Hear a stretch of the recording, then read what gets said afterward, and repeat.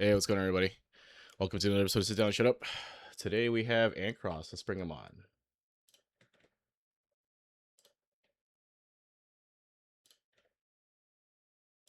Hey, Ancross, can you hear me? Yeah, can you hear me? Yeah, I think so. How are you doing today? Or tonight? Good, how are you? Not too bad. Enjoy the Super Bowl? Did you watch it? Nope. Oh, okay.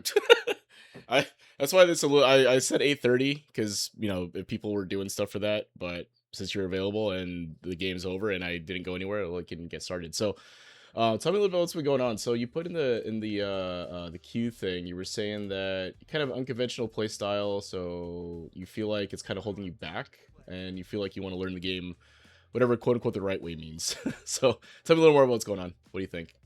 Yeah, so the last time I was on here, I wanted to like learn how to play not Dhalsim because I felt like I locked myself into just Dhalsim's world. Mm-hmm. But as I'm watching Dhalsim's stream, like Dhalsim streamers play and break down the game, Mm-hmm. I'm realizing that like it's not a Dhalsim thing, it's like a I play the game so weird thing. Okay. And like I'm kind of like a ranked goblin is pretty Mm-hmm. much my issue. Mm-hmm. And once I get to like a certain level of play, I just get shut down and I don't know what to do. People just run circles around me. Okay. Okay. So it's kind of like you so far, Sim is kind of a niche character, right? You don't run into that many Sims in ranked overall. So if someone can kind of deal with the matchup and kind of handle the shenanigans, it gets hard to open them up or get through, right? Is that kind of sound about right? Yeah, Okay. Okay. That's fair. So yeah, what we could do is we could do what we've done before. So we can run the first of three, see what's going on there, take a look at some replays and stuff. If that sounds good to you. yeah. All right, cool. Let me get a room up here.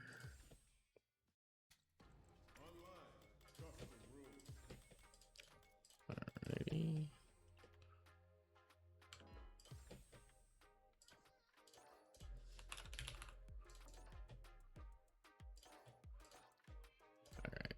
They got you in. Okay. Right. So we'll give it a try. I mean, I think your sim is probably gonna beat me, but we can talk about the situations that come up and talk about that in particular. Maybe that'll be helpful for you. So go ahead and queue up anywhere you want. I'll deafen like I did last time in this, and go from there. Good luck. Sounds good. Thank you.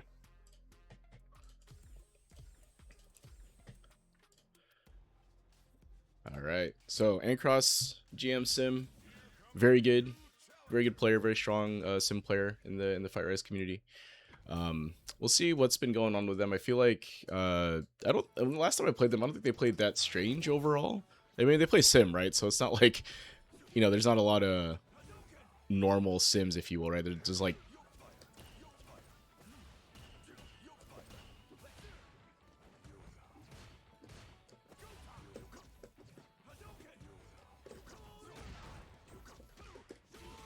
oh, that's teleport.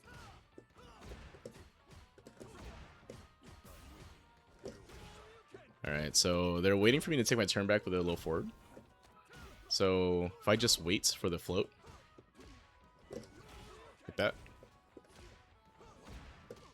Oh, that time they floated it the second time.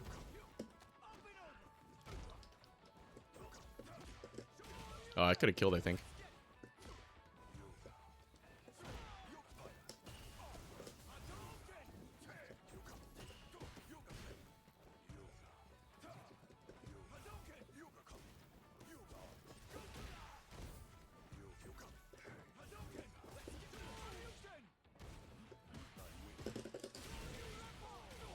Okay, hard read on the follow up there after the.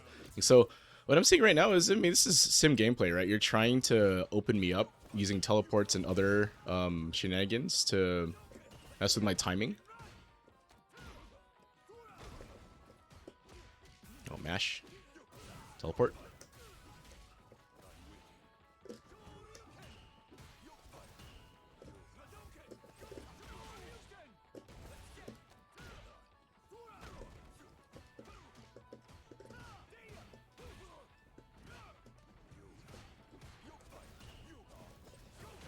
Yeah, so right there I have to guess, right? I think oh shit. Uh-oh. Oh, come on.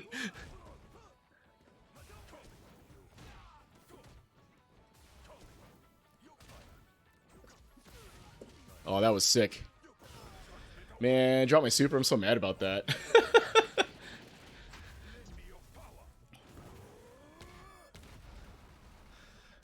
So, those type of traps, the left-right stuff, it's kind of difficult, but you can block them. There's not really any true left-right mix-ups, right? So, you know.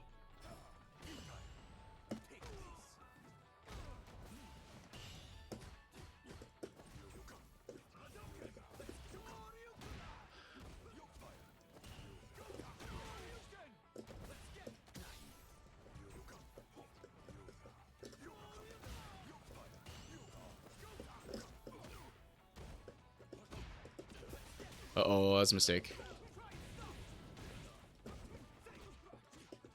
Never mind. That's a mistake, though.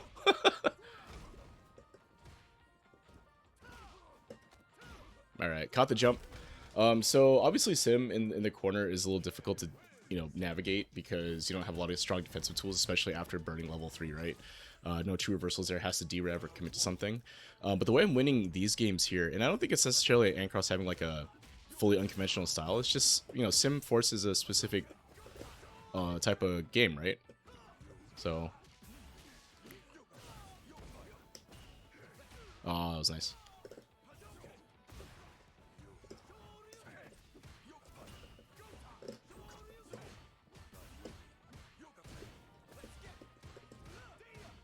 Oh.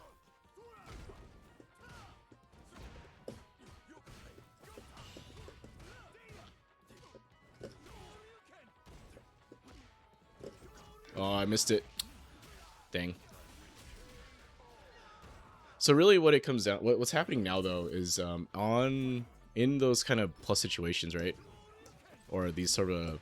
After he takes his turn... Sorry, what am I trying to say here? When it's my turn, right? Like, he's kind of waiting for me to do something. And a lot of times he's trying to read if I'm going to low forward or not, right? That's kind of what it ends up... Oh, man. Is that going to hit? Oh, nice. So, like, what we're adapting to here now is kind of what's happening after something is blocked, right? So, like, if I block something, he blocks something, and when it's my turn to go, if I take my turn back a little forward, he's trying to preempt it with a float, right? Like a dive kick. So if I wait for the jump, because Sim does have kind of a slow jump, right? Oh.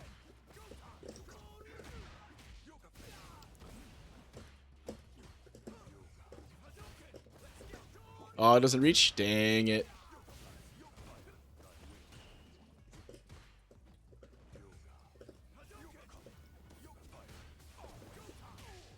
Oh, he jumped. Ugh. That was sick. But so far it's working, right? So, like, I don't think there's anything necessarily wrong with the playstyle here. It's just playing Dhalsim.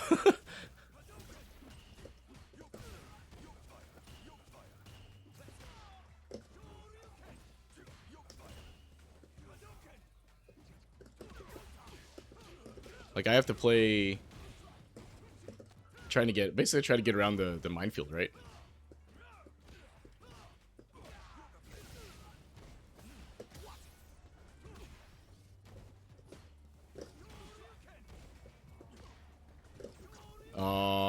Didn't dive kick.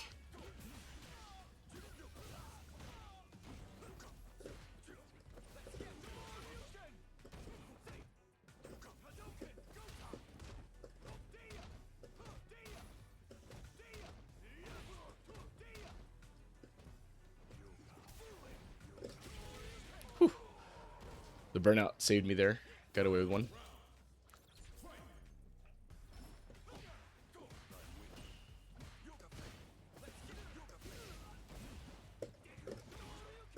Oh, I think he missed.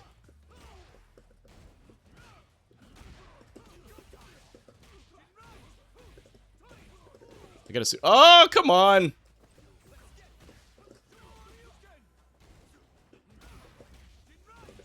Okay. Draw my super twice. Oh, man. So what I'm doing here, right, is I'm trying to preempt the teleport or sorry, the button coming out of float, right? So I'm committing to like a DP or committing to like a hard read on the movement, right? And you're seeing like if I do that and I'm right, like I get way more advantage, right? Like I'm able to get him in the corner, and Sim has a hard time fighting out of the corner, right? So like see like these kind of high risk maneuvers I'm doing.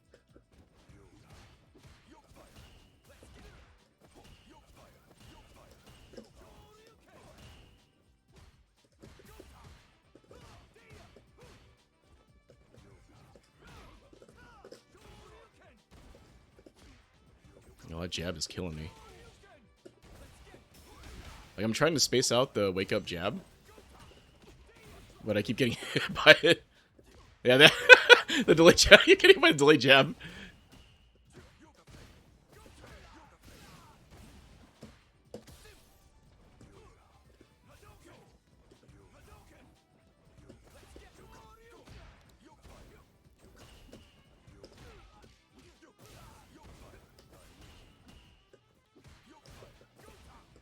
Oh.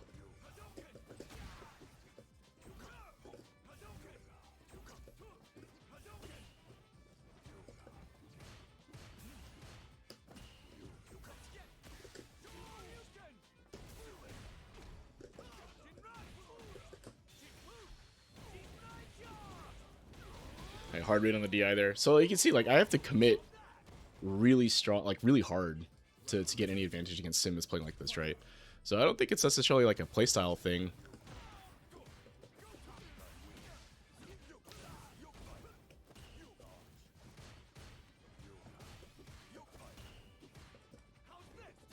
Oh, that whiff.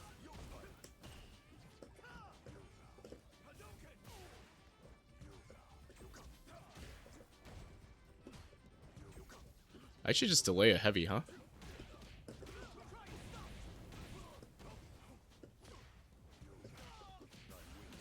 Man, that jab is destroying me. Oh.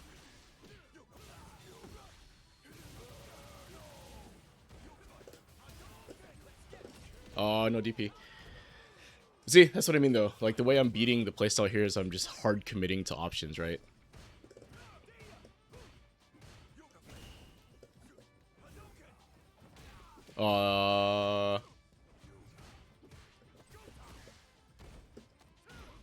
Okay, well, if he's delayed jabbing, then he's not attacking, right?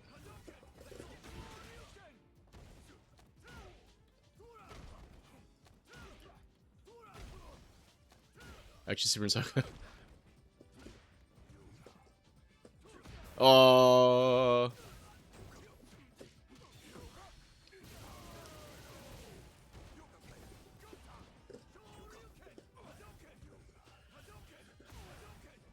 Yeah, Sim is tough, man. I mean, oh, I could have won it.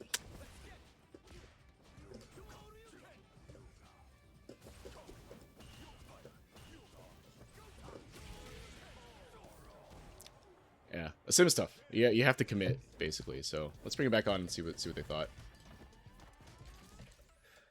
Hey, man, what'd you think? Um, uh, I feel like, you know, there were like some adaptations made back and forth. Like we were definitely playing the game and we definitely had our own like mind games going on throughout the Mm-hmm. set. Mm-hmm. But as far as like traditional, like when people are explaining the fundamentals of the game goes, I Mm-hmm. like remember moments where what I was doing didn't line up with that, and I think that'll become more clear and easier to explain when we dive into the replay. Sounds like a plan. So I'm sharing in Discord. Let me open the replay up, and we'll take a look. So I think the first game is probably the one that will give us the most, because I think that's when your sort of layer one was going on, right? So like you were kind of doing the dive kicks and like kind of expecting me to take my turn back low forwards, and I think that would be a good one to look at. Well, maybe game 3. Maybe look at that one. Real quick, I Yeah. think what you were saying kind of ties into the point I'm trying to make about my gameplay because you were talking about how I was using dive kick when I was anticipating your low forward, Mm-hmm. and I wasn't. Like the reason why I make my decisions isn't like the right reason, if that makes sense. Oh, okay, that's fair. So we can look at the situations and don't talk about it. So Okay. I am streaming in Discord for the replay. Ooh, I Yeah, can I'm in. actually use my cool thing here. So on Twitch, I do have like a replay kind of layout that I'm trying out for replay review. So let's see how this goes. I'll be able to take notes and put that in. So if you watch the VOD later, you'll be able to see, and I can send you the notes as well. So at any rate, so this is game 3, and we had both kind of adapted a little bit to what's been going on. So let's kind of let this play out and see what happens.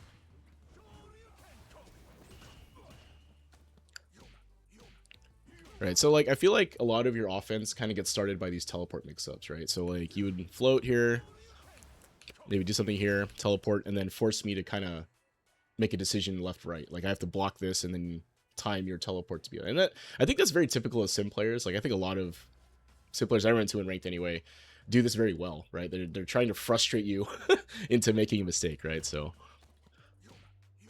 take the throw here.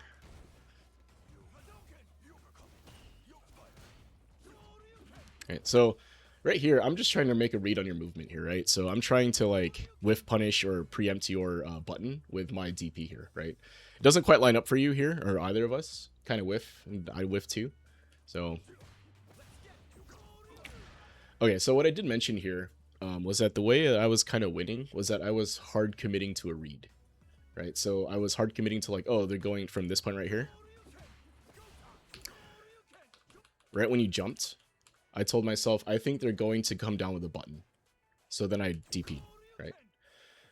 It was wrong because you teleported, right? But then sometimes it's right? And a lot of times there were instances where you did this float and then you came down with the button and I DP'd, right? Or alternatively, right, I waited for you to teleport and then I was able to jab you out of it, right? So like Right. the decision making here, the reason I was kind of able to get away with this stuff is because I'm not really reacting to this. I'm just making a decision based on what I'm seeing here and what I think your options are, right? So like from right here, like you float up this high, right?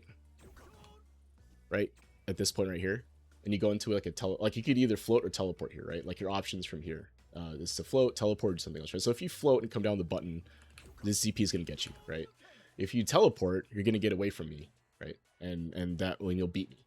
But the point is that I'm not like waiting to see this teleport or not. I'm just committing to an option, right? And I Yeah. think like for me in particular, that's how I play against sims, because I feel like when I play against a good sim, what they're trying to do is to overload my mental stack to where I can't make a decision on what happens after the jump, right? So you do your floaty jump, and then I'm like, oh my god, what's gonna happen next? And then I do nothing and then get hit because I'm just trying to block, and then you do an overhead or something, right? Whereas what I'm trying to do here is be proactive in the game, right? Try to make a decision on what I think your options are and what I think you're going to do, and then just commit to it, right? Like I'm wrong here, and I take 2200 damage for it, right? Yeah, and a quick note right here. I think that what you were just talking about here actually kind of explains the problem that I think that I have. I think you finally put it into words for me. Mm-hmm. Because I think like that's kind of how I play the game in general. Like for example, like with drive rush, like I don't react to drive rush. I think this person's gonna drive rush, and I preemptively check Mm-hmm. it. Like I've never reacted to a drive rush in my life. I think that's kind of what my problem is I like guess and commit rather than like read the situation.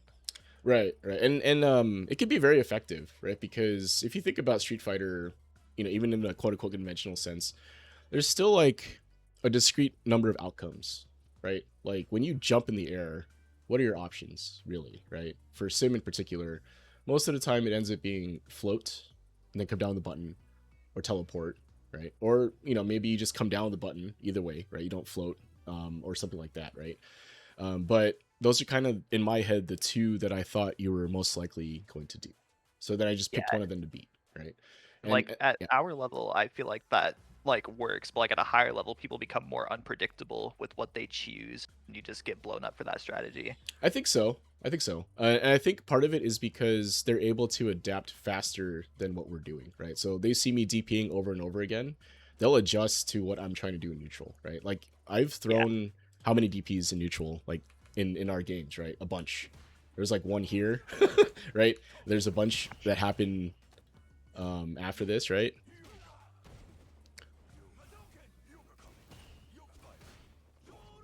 Right? So that's like 3 DPs right that I whiffed in neutral, trying to clip you like that, right? So like what I've seen higher level players do to me in particular is that they recognize that I want to use this to try to whiff punish, or kind of preemptively punish a hitbox coming out. And then they adapt to bait me into pressing this DP, right? So they'll like move forward, move back, the DP will come out, and then I'll get hit by like a stand heavy kick or something, right?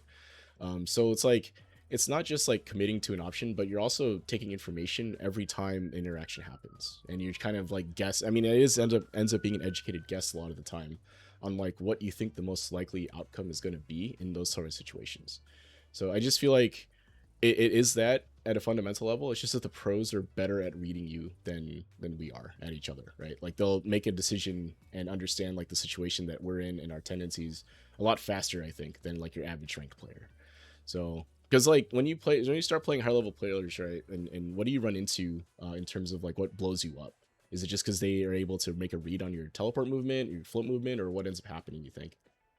I think really like I'm carried by Dhalsim and like I can hit high MR by just doing neutral skips and all that garbage. Like I Sim think stuff, people yeah. can't check Dhalsim until like 1800, and Hmm. so like I don't think I can play neutral. I think I'm like a 1500 level on any other character, and I'm just carried because Dhalsim has neutral skips that people don't know how to check. Yeah, or like buttons that are absurd, and then people get frustrated, so they start throwing the game, right? Like they'll be like, "Oh, I'm just gonna drive rush into this guy," and then you just keep pressing your stand medium punch in it, and I die to it, right? Because I keep drive rushing, or like they get yeah, like they said, they get frustrated.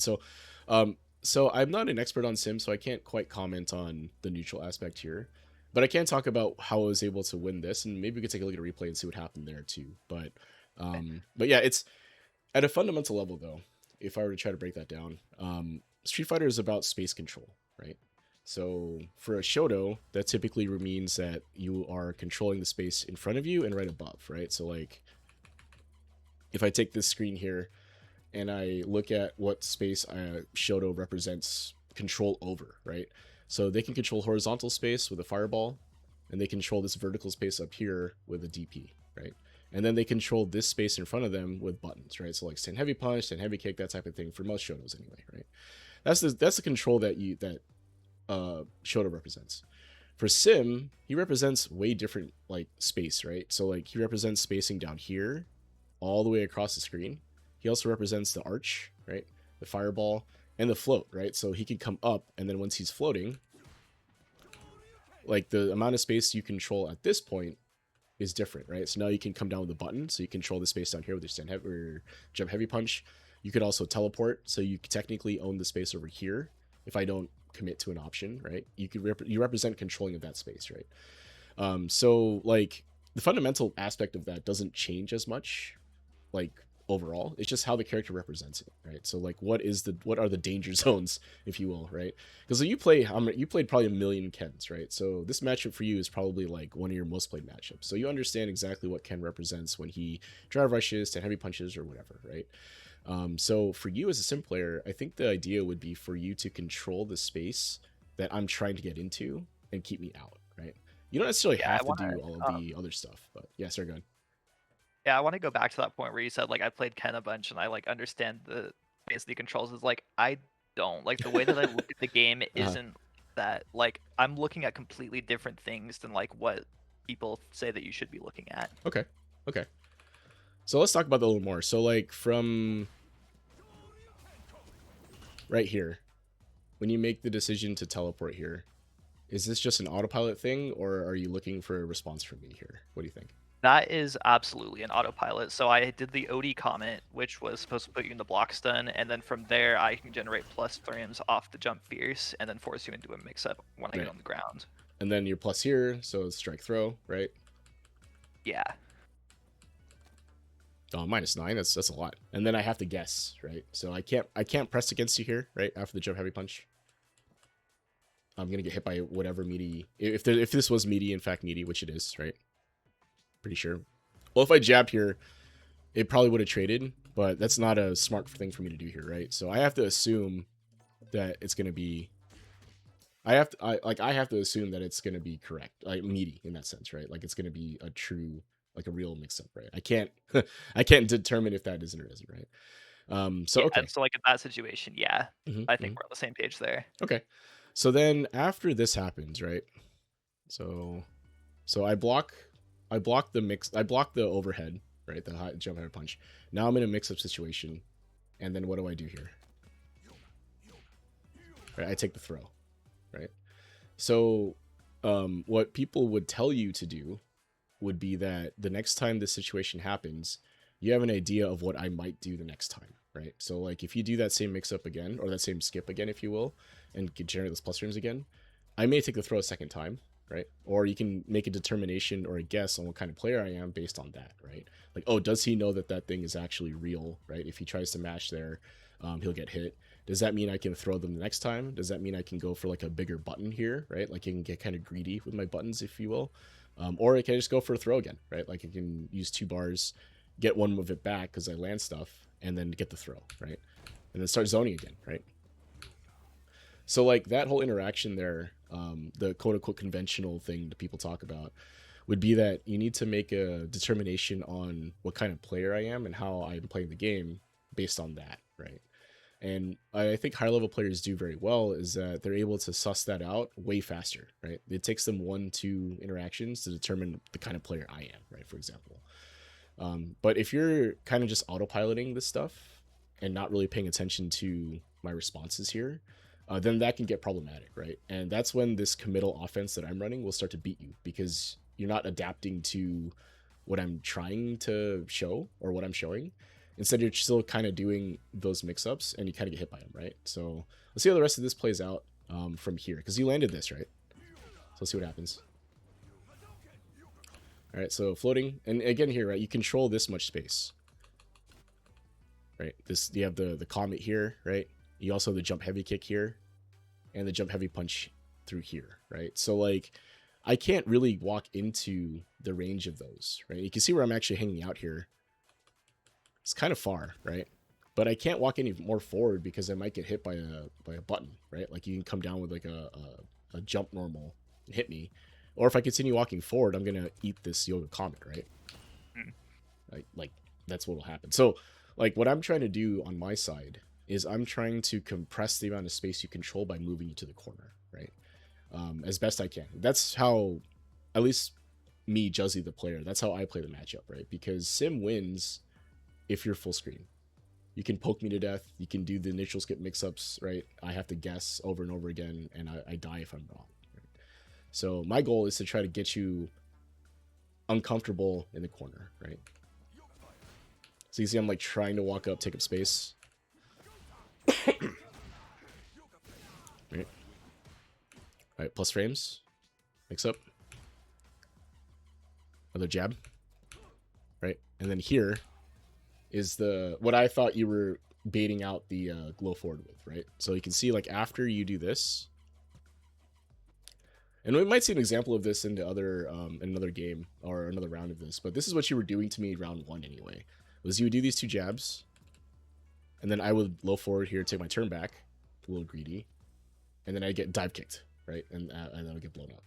So this is one of those other interactions where, again, it's like conventional thinking is that you have to be paying attention to my response after your turn is over, right?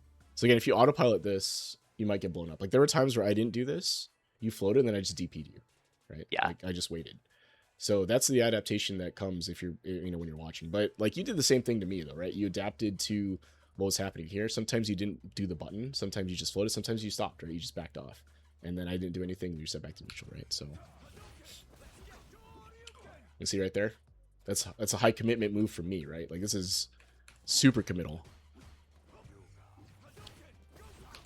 Right? I was attempting to catch you floating. Right? I didn't realize you were teleporting. I just thought I saw you jumping and I guessed you were gonna float, and then I went for DP. So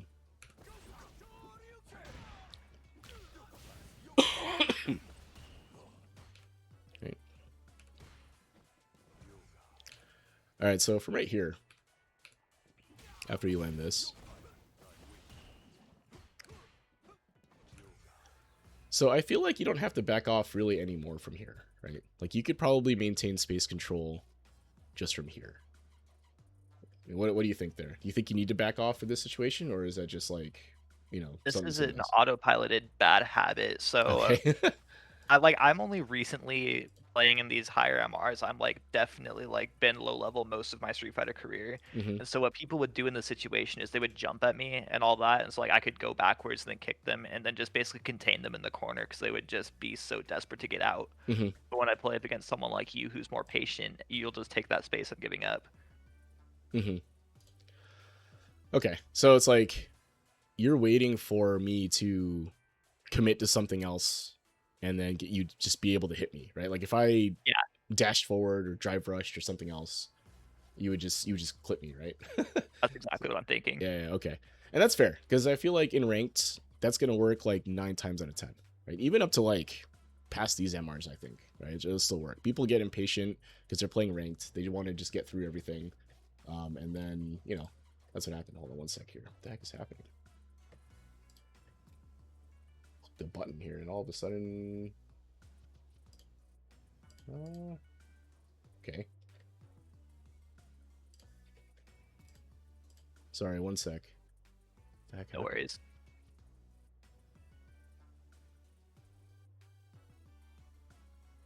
Okay, I don't want to worry about it. Sorry for you guys in chat. I clicked a button and all of a sudden it went into like shield mode or something. I don't know what that means. Anyway, so you were saying here is that this autopilot from you here is a response to like your average rank player, right? So it's like Yeah. the rank player is going to dash in, they're going to drive rush, they're going to get impatient, do something, right? So once you recognize that I'm not doing that, what would the option be for you here, right? What's the adaptation? And I think that if the opponent is showing that they're not willing to like commit like just randomly, because like when I decide to commit, I'm trying to read like a teleport or like a float, right? Like I'm only hard committing in those situations. But when you're just like floating like this, like I don't want to do that, right? I could, if I drive rush here, I'm gonna get clipped or anything like that, right? So I think like the way that you maintain control here is by threatening buttons and landing them on me from here if you can, right? Like you don't have to back up because my game plan here is to move forward, right? I want to get into this space. That's how I can win. I can't do anything to you from this far away, right? So I feel like for sim at 3/4 to full screen when you have me in the corner here, keeping me in that situation is probably going to result in more wins overall, right? Longer term, because it's a little bit more stable of a way to play, right? You don't have to rely on a neutral skip mix up situation. You can kind of control the neutral game and just poke me to death, right? Like that's kind of how sim wins is you poke me to death until I make a mistake, and then you use one of your driver's combos to kill me, right? So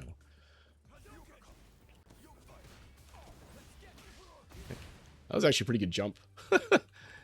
Like I committed here a little late, but I catch the jump. And then I tried to continue my combo, but I get hit by the arch. Right, so like right here, right? Like we both back off. But this was a habit you had, right? Is that you'll jump from here. So I was actually waiting for a dive kick. Because I can react to that, right? This is a little harder to react to. So I walked Yeah. forward and tried to press. Because I saw the float. But then you don't dive kick here, so I get hit.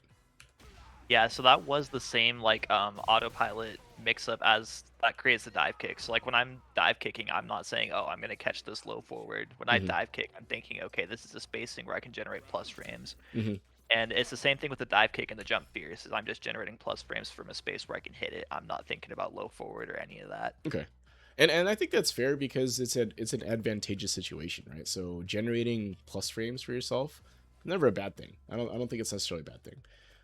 The issue comes if you're not able to generate those plus frames anymore, right? So like if I adapt and just wait and DP you every time, then it's like, oh no, what do I do, right? Like how do I react or how do I change my offense to meet that, right? Mhm. For sim, I'm not quite sure exactly how you deal with someone waiting.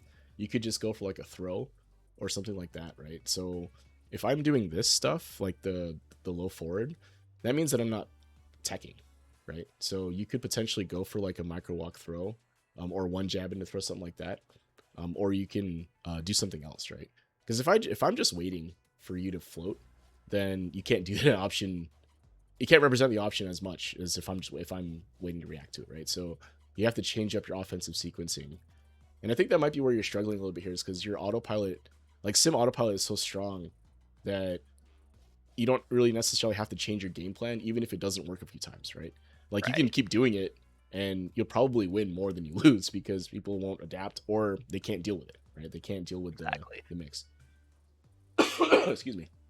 So, what I think you need to do from there then really to break the autopilot is like the situations where you find yourself doing it, which I think for the most part, and we'll see if it shows up here,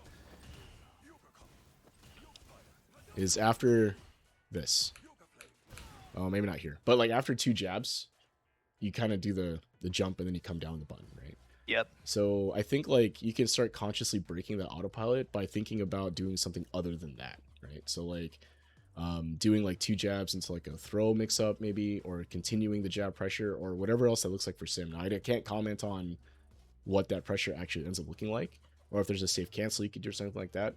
But you know there are options to beat like someone waiting and DPing, right? Like if they're doing nothing and just waiting, it probably means I'm not teching. It probably means I'm not doing anything else that, and you can find an option to beat that. Maybe it is walk up throw.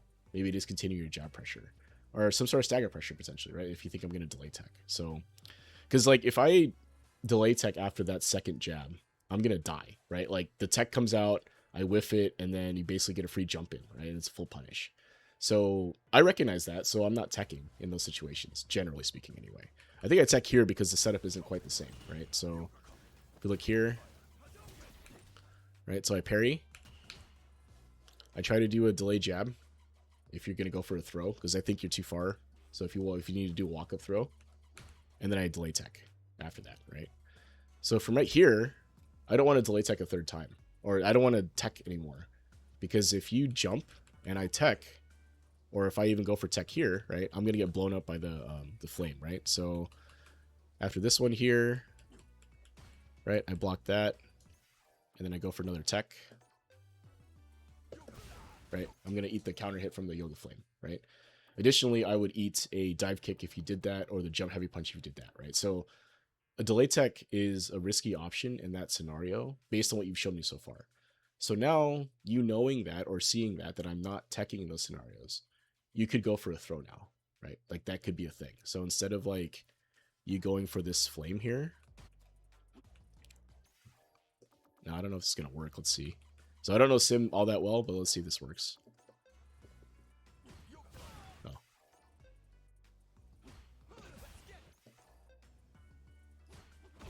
Oh, okay. So like if I'm taking my turn with a low forward there like that, right? Maybe the dive kick would have made sense for you to do there in that situation. Yeah. So, you know, let's take a look at what I actually inputted here. So I did actually get hit, right? Because I tried to take my turn back with a low forward, and this beat me. So this is 100% correct, right? You're able to beat me in this scenario here. But what you need to pay attention to, though, is what happened, right? How did that actually like land? And you see the counter hit badge here after the block, right? Right. As far as I'm concerned, you're just mashing jab. Yeah, I'm pressing something, right? So that means that your dive kick autopilot thing, or your dive kick now, could be a thing again, right? If I'm mashing against this over and over again, then maybe you can get away with that again, right? So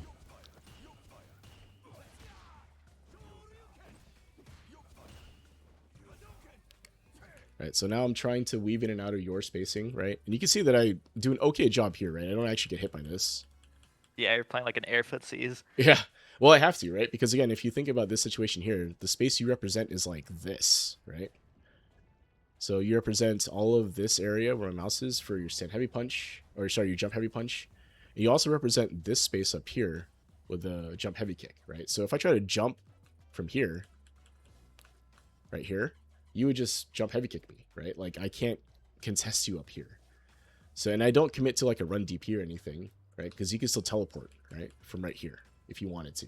You teleport behind me and then a DP misses, right? So I just kind of wait right outside the range and hope you whiff, right? And it works out. And then I'm able to beat your button basically because I go for something a little bit faster than your button, right? And that's what happens here. But like that whole sequence though, if you think about like what I'm trying to determine here is like if I can approach you or not, and if I can't approach you, can I stay at a safe space and wait for you to do something and then try to react to that, right? And try to beat that. Now here, I only win because I have a faster low forward, right? So once you land, I wait a second, and I'm not actually expecting you to press here. I'm actually expecting you to back up. I didn't think you was going to get a counter hit here. I thought you would back up. So that's why I delay a little bit. And then it works out. Right? I'm not, obviously not reacting to the startup of this, right? That's like Yeah. impossible, right? But what I'm reading is I'm trying to read the movement, right? But then I also note that I get the counter hit, right? I don't confirm that correctly. I mean, I should be able to counter hit confirm into a stand heavy punch here. I don't do it. But I do land a drive rush combo anyway, right? All right, and then your mix-up situation, or my mix-up situation here, and you just take the throw, right? I think that's fine. Right? I don't. You have a ton of life. There's no reason for you to not take the throw there, right? So this is me trying to catch your delayed jab, right? So you've been killing me with that, right? The whole game, the whole round, the whole set. Like I was waiting for you to jab here, and I'm trying to catch it, and you don't do it this time. So, all right, good catch. Like that right there. This has been killing me all game. Like I wasn't able to deal with this effectively at all. Yeah, so that one time where I didn't do it, that was like the one time in the set where like I actually locked in and like went in the moment and it was like, wait a minute, what do I do here? And then Yeah. after that, just snapped right back into autopilot where I delayed jab again. Yeah. And what was killing me too is that like I was thinking to myself, okay, how can I space that? I'm like, why don't I just walk up throw if you're just doing that delay jab? Like you can't delay tech if that's happening. But anyway, at any rate though, so after that happens, right, I actually just wait, right? So again, this is a situation where I think like after you're in neutral, you're kind of like, oh, what do I do? And you just kind of go, okay, let me float. Like I'm not pressing anything, I'm just waiting, right? And once I see you jump, like there's no, like from right here, even if you teleport, right? Well, maybe if you teleport from here and behind me, you think the DP will hit? No, it wouldn't. It would whiff, right?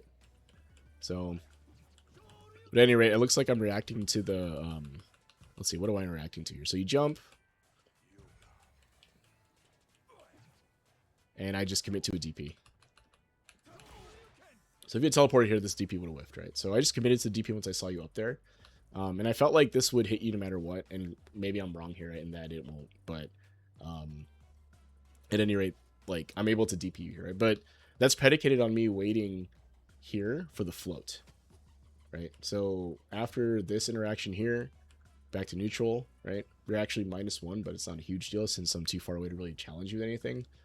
And then I've been getting blown up by taking my turn back low forward, so I wait. And then it's able to DP here, right? Okay, that time it whiffed, right? So, you know.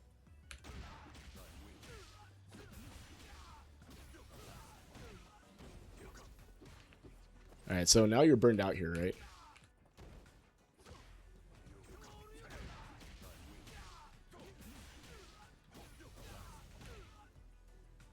So the cash out situation here, what were you thinking when you cashed out here? I was thinking, okay, I could kill, but I didn't see your health turn yellow fast enough. And Oh, then your health turn did turn yellow, and I could have killed there, but I didn't click in time. like from right here into level 3, right? Well, I'd have to do a light blast into level 3 to actually get the kill. Oh, I see. So the route you took here, I see what you mean. So it's like you weren't sure if it was gonna kill me. Like you didn't react in time to go for the kill route. You just went for the other route instead, right? I guess is what you're trying to say. Makes sense. So, all right. So this is tough now, right? And again, I just commit to an option. Right. If you teleport behind me, this whiffs, but you don't, so I get you, right? And one thing I want to point out there is there was actually another autopilot there where when I have you in burnout, so my layer 1 of when I'm in burnout and I'm on offense is to just do a back teleport shimmy. Okay. And then that crouch medium punch here is actually a preemptive drive rush check. That's my I think you're going to drive rush. I'm checking it. I don't react to Okay. drive rush. I check it preemptively. So from right here, teleport back. So if I had delay tech here, this would have caught me, right? This. Yeah, delay tech, DP, whatever. And then here, you're expecting me to drive rush. Okay. So I think that's I think that's fine to make that read. But as soon as and like it doesn't cost you anything at this point at this level, where like you're whiffing buttons in front of me, I'm not able to react to that, right? Maybe a better player is, but I can't, right? Because I'm not expecting you to press. Like I'm expecting you to press something bigger, and I can't. Like I'm not gonna react to this. I guess is what I'm trying to say. I think you probably could if I was like really locked in, but this is tough to react to. I think from Yeah, I having mean just it blocked does something. happen. Yeah, like you could have someone do something like this, right? Right, like something like that, Yeah, right? So, excuse me. Um, yeah, I mean, if you recognize that I'm the type to make that drive rush, that's probably fine. But I think that for the majority of people, like it's better to wait and see. I think now again, this is game like 3 or whatever of our set. So if you've seen me do that over and over again, going for that I think is fine. If you're making that read, like I have zero issues with people making reads or being preemptive like that if they think that's what's happening. But I don't know if autopiloting it every time is the right way to go, right? Because yeah. again, I I think yeah. um, Hmm? the issue isn't just the fact that I'm doing it, but more so like that's the only way I do it. Like I say, like I don't react to You drive don't rush. Like if I check drive rush, it's because I saw it coming. hmm Well, with sim, it's kind of tough anyway, right? What would you check drive rush with anyway? Like the stand I medium could have punch, right? killed ended the set with crouch medium punch into buffer into level 1. Oh, and then you get Jin right here, right?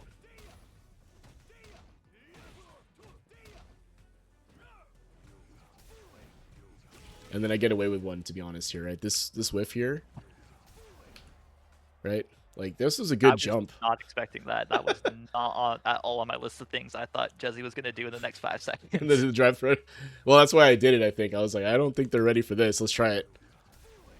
It was a good jump, and then I just reacted to. I saw the arms coming down and Yeah, DP, that right? DP was cracked. Yeah.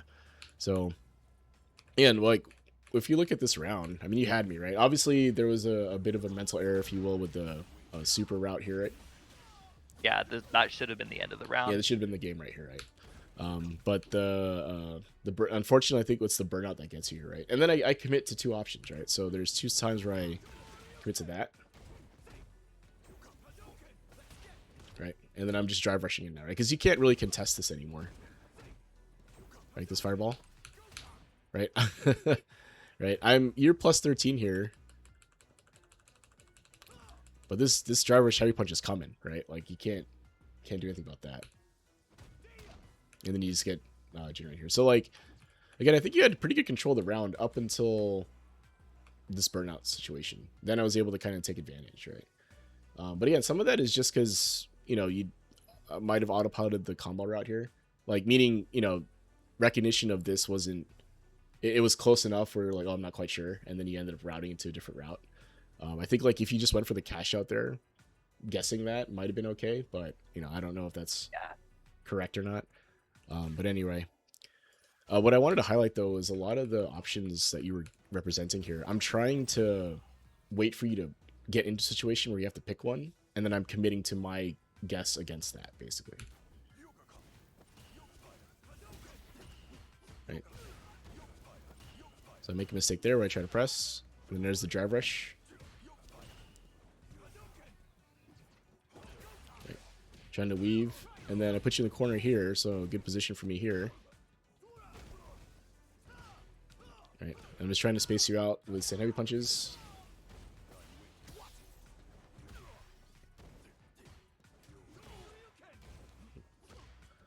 And again, a lot of what I'm doing here is I'm just trying to keep you in this corner so you can't bully me by walking away. And then get hit a couple times here, and that's kind of it, right? So, all right, let's move on to the next one.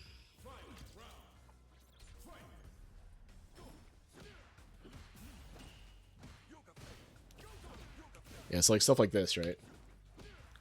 Yeah, I mean, if you look at my inputs, I was mashing back heavy kick before you even drive rushed. Yeah, you're already pressing it, right? So, I think this is actually fine. I mean, if I'm doing this and you're checking with this, it's fine, right?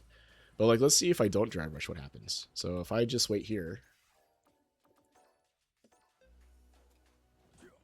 right? I can't really do anything,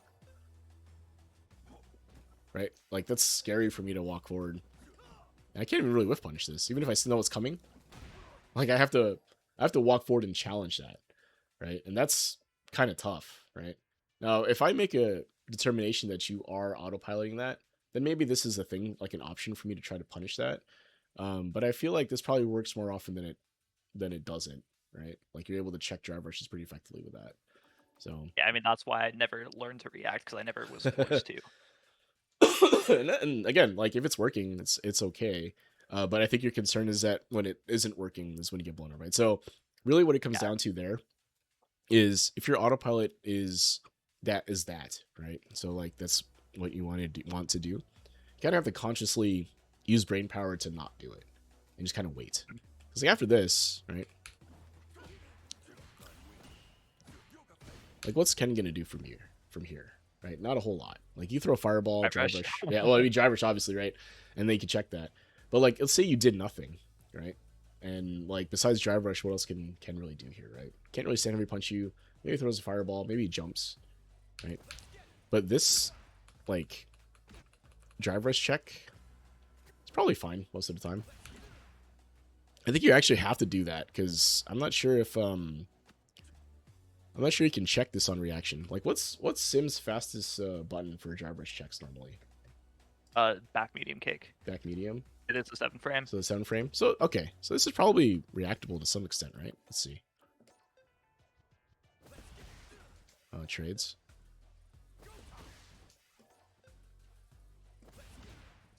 And one thing that I want to note too is that the reason why I'm doing back medium kick here is because I have a read that when you do drive rush, you do use a jab.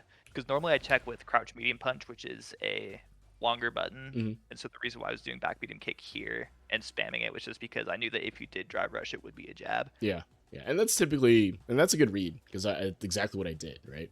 And that's what I had been doing actually is trying to use jabs to get you to float and then DP, right, or like do something else from there. So But like in a normal situation where I am autopiloting it, I would be spamming crouch medium punch instead of that back medium kick, and I would get blown up if they yeah, didn't if you drive did something rush. like this, yeah, like you get hit, right? So maybe that's a thing that you have to do in that situation. I'm not quite sure how else you would check it, right? Let's see. Dhalsim. Well, I mean, I think in this situation, yeah, you're right. I think that was the right move in this situation for me to do with the information that I had. Yeah, But like I said, in general, I would be like preemptively checking with crouch medium punch instead of back medium kick. And if they don't drive rush, then that goes with punished and I die for it. yeah. That would be brutal, right? Like if I did nothing here and you did that crouch medium punch, that's like, and I'm ready for it. That's a whiff punish, right? For sure. Mm. Because that crouch medium punch shitbox is there forever, right? So, Yeah. let's see here. I guess that would be the best way to check. Would be to just mash that button out, and because it is you're long enough range where, like, even if I did nothing here, it's a hard read on my part to deal with this, right? So if I change what I do again, do I do nothing? Right? Like that doesn't fundamentally change the round, I think, overall. I mean, yeah, you whiff a button, but you're whiffing it at a spacing where it's hard for me to actually do anything, unless I want a hard commit to walking forward after blocking a Yoga Flame, right? And that's kind of crazy, right? For someone to try to do, is to do that. So, again, I don't have an issue with this overall as long as it's working, but if you start getting blown up for it, then you have to think, oh crap, I need to do something else. And a lot of times, and I think I say this a bunch, is that it kind of ends up being you have to wait for me to do something. Like just kind of sit back, relax a little bit, and see what I do option wise. Because from this situation here, like Ken does have to move forward, right? You don't have to commit to anything if you don't want to. Mm. Like Ken has to, I have to commit to something to do it, and you blow me up for that here. So here, I think this was just a bit of a miss. Like I should not have been able to DP this, right? Oh, let's see. If you instant tech the shimmy in that situation, it's absolutely fake. Yeah, so I did end up delay teching. Oh, that was a driver's crouch slide. Yeah, that's Let's see. I'm not plus enough to go for like a shimmy that's like worthwhile. Like you need to like do a delay tech. Let's see. So you're -4 after this. Okay, so I did go for a delay tech here, but in that situation, I guess you're not plus enough after this to... Okay. And then I just kind of mash DP as fast as I can in that scenario. I'm like, oh crap, this is going to hurt. Right, so this situation right here, right?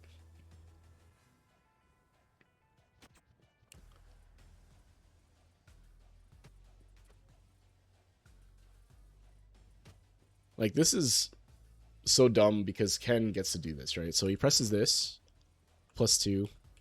And even though you're +2 here, you can't really challenge me with anything, right? Like, all of your buttons would come out kind of slow, right? So if I press like a crouching medium punch here or something else, if it may catch you, right? So if you try to jab here or anything else, like, because a lot of Sims moves, I don't think he has too many like not double digit frame moves, right? A lot of his stuff is pretty committal. Maybe crouch light punch here, stand It's light like back punch. medium kick end of list. Yeah, and then like crouching light kick maybe. You can do a slide. But there's not a ton, right, overall, in terms of like what Sim can do here, right? Because if you try to challenge with a button, something like, I don't know, back medium kick or something, right? Right? Oh, that hits. Right. But if you jab, that also hits. So this situation here, I didn't space this correctly, is what I'll say. So if we look at this, jab. Let's see. Right, so here this is too close. So I think if you wanted to challenge me here, you could have, right? This one's also kind of close, right? So, but if you look at the pushback here, it's likely a jab would actually hit me. Right, let's take a look. I think I'm too close. Yeah. So, but maybe you don't know that, or maybe you're not sure, right? Or maybe you don't want to challenge that, right? Because if that button does end up whiffing, you're going to eat another stand heavy punch, right? So it's hard to kind of press against this.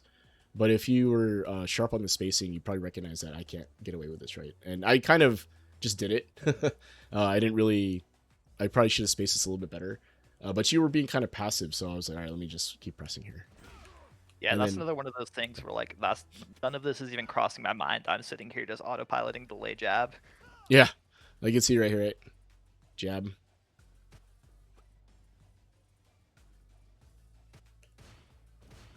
Right, and then you try to teleport away from this, right?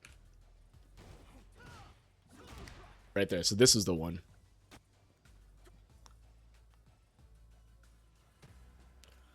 So this was the better spaced one, right?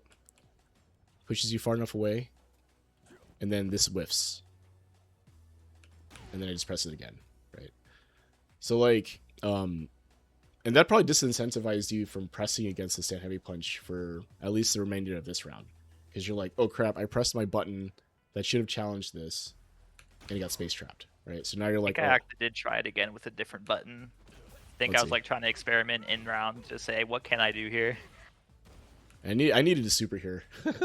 This was a mistake. Because Yeah, I if was fully expecting you to do that. I tried, it didn't come out.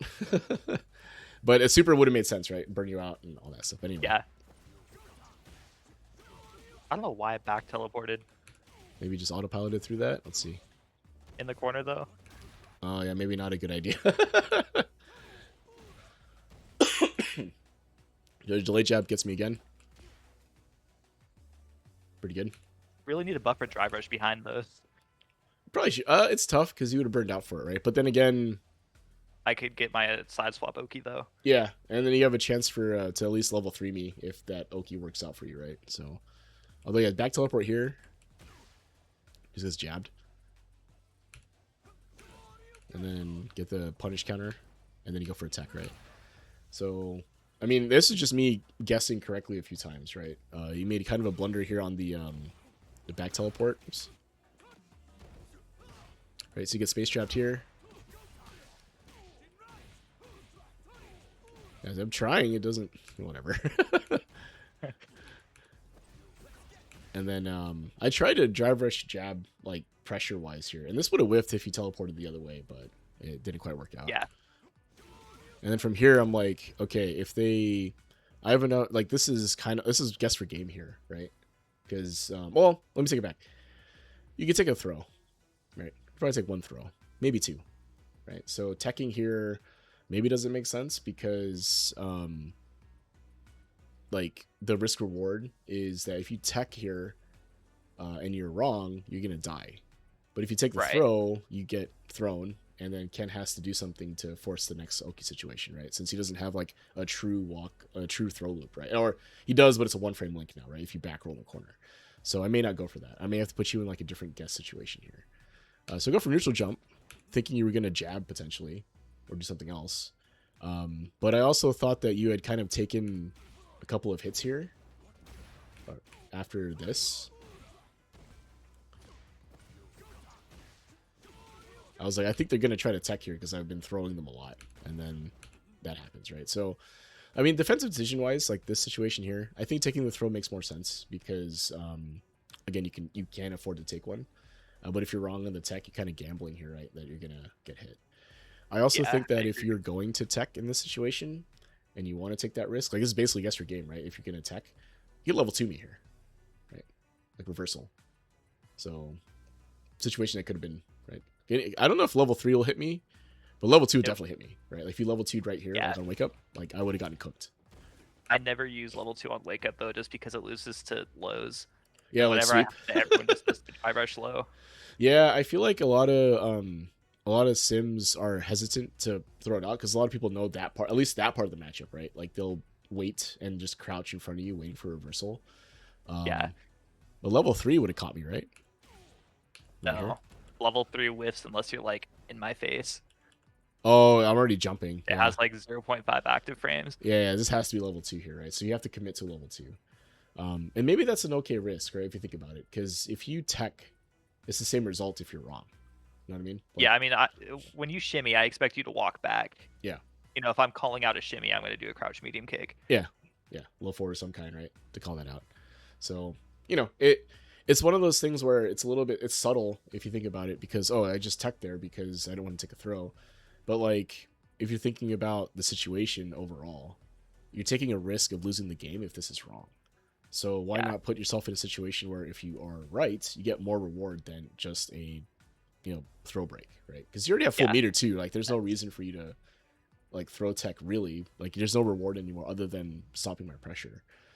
But if you level 2'd and reversaled, and at least you get a reward from that, right? And you'd put yeah. me in a harder to win situation. So something to think about for that. So I know I said I was supposed to be taking notes, but I'm not really doing it. It's fine, whatever. Um, at any rate, so what do you think so far? I mean, I know we're trying to talk about like unconventional playstyle here and trying to bring that into the traditional, but I feel like the way that you play is solid enough that really it doesn't need a huge shift in like the playstyle itself. I just think that the options that you're choosing, you just need to back them up with like some data from the opponent, right? Like, oh, they went for this thing or they went for that thing, and you're kind of trying to bait that out. Like if I'm a player who likes to take their turn back with a low forward, then that float dive kick is gonna blow me up every time. And then once I start showing that I can DP that, then you can change your offensive sequencing to a different autopilot. Maybe you go for 3 jabs, or maybe there's a throw involved or something like that, right? Like that, the autopilot portion of like what sequence to go through, that part absolutely is correct. I think like just knowing that this is what I'm going to do, that should be fine. But the decision that goes into which kind of path to take, I think you just need to spend a little more time like in situations where you're like, okay, I just did a teleport jump heavy punch after throwing an OD Comet. Juzzy blocked this and took the throw. So the next time I do this, neutral skip potentially, I'm going to go for something else that would beat him just blocking. Maybe I go for throw again. Or if you think I'm going to adapt, then you think, okay, I think they're going to delay tech this time. So then I'm going to do that jump, and then I'm going to instantly float or whatever to beat to shimmy him, basically, right? So like that's where that second layer comes in potentially. But that's where I think you have to think about is like what the opponent is showing you they're capable of doing, and then making a decision on what you think I'm going to do, and then trying to beat that. Right? That's kind of one way to play. The other option, and it's kind of tougher, is that consider like all of the like consider losing to an option. So like for example, I'm going to go for this mix up situation, and I'm going to lose to reversal, right? If I ODDP, if they ODDP me in this situation, I'm going to lose to that. So let's pretend that I'm not going to consider that option. How do I beat all the other options, right? How do I beat a mash jab? How do I beat a delay tech? How do I beat instant tech? Like, how do I cover as many offensive options as possible or defensive options as possible with my offense? So hopefully it lines up and I open them up, assuming that I'm not considering reversal anymore, right? So you don't have to worry about like blocking or, back shimmy or anything like that because Sim can't really shimmy in that way, right? Sim normally has to like float or jump, Yeah. cancel something, right? So if you consider that, right? It's like, oh, I'm okay losing to reversal here. So the offensive option of like blocking or doing nothing is now off the table. So now what do I do to cover the most number of options that my opponent could represent defensively, right? And you can kind of start making decisions like that based on what you've seen the opponent do. Like if your opponent's conservative and they like to block, they like to do delay jabs, they like to do like low committal defensive options, then you can try to pick offensive options that beat that, right? So if they're just blocking and they're doing delay options like delay jab, you can throw them. If they start going for delay techs, you can shimmy them, right? Like that and that kind of thing.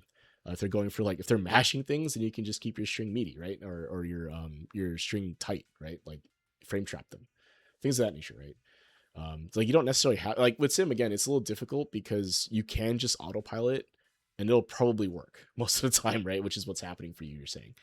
But what I'm saying is that if you pay attention to that, you can start picking options that will beat a wider range of what you think your opponent will go for.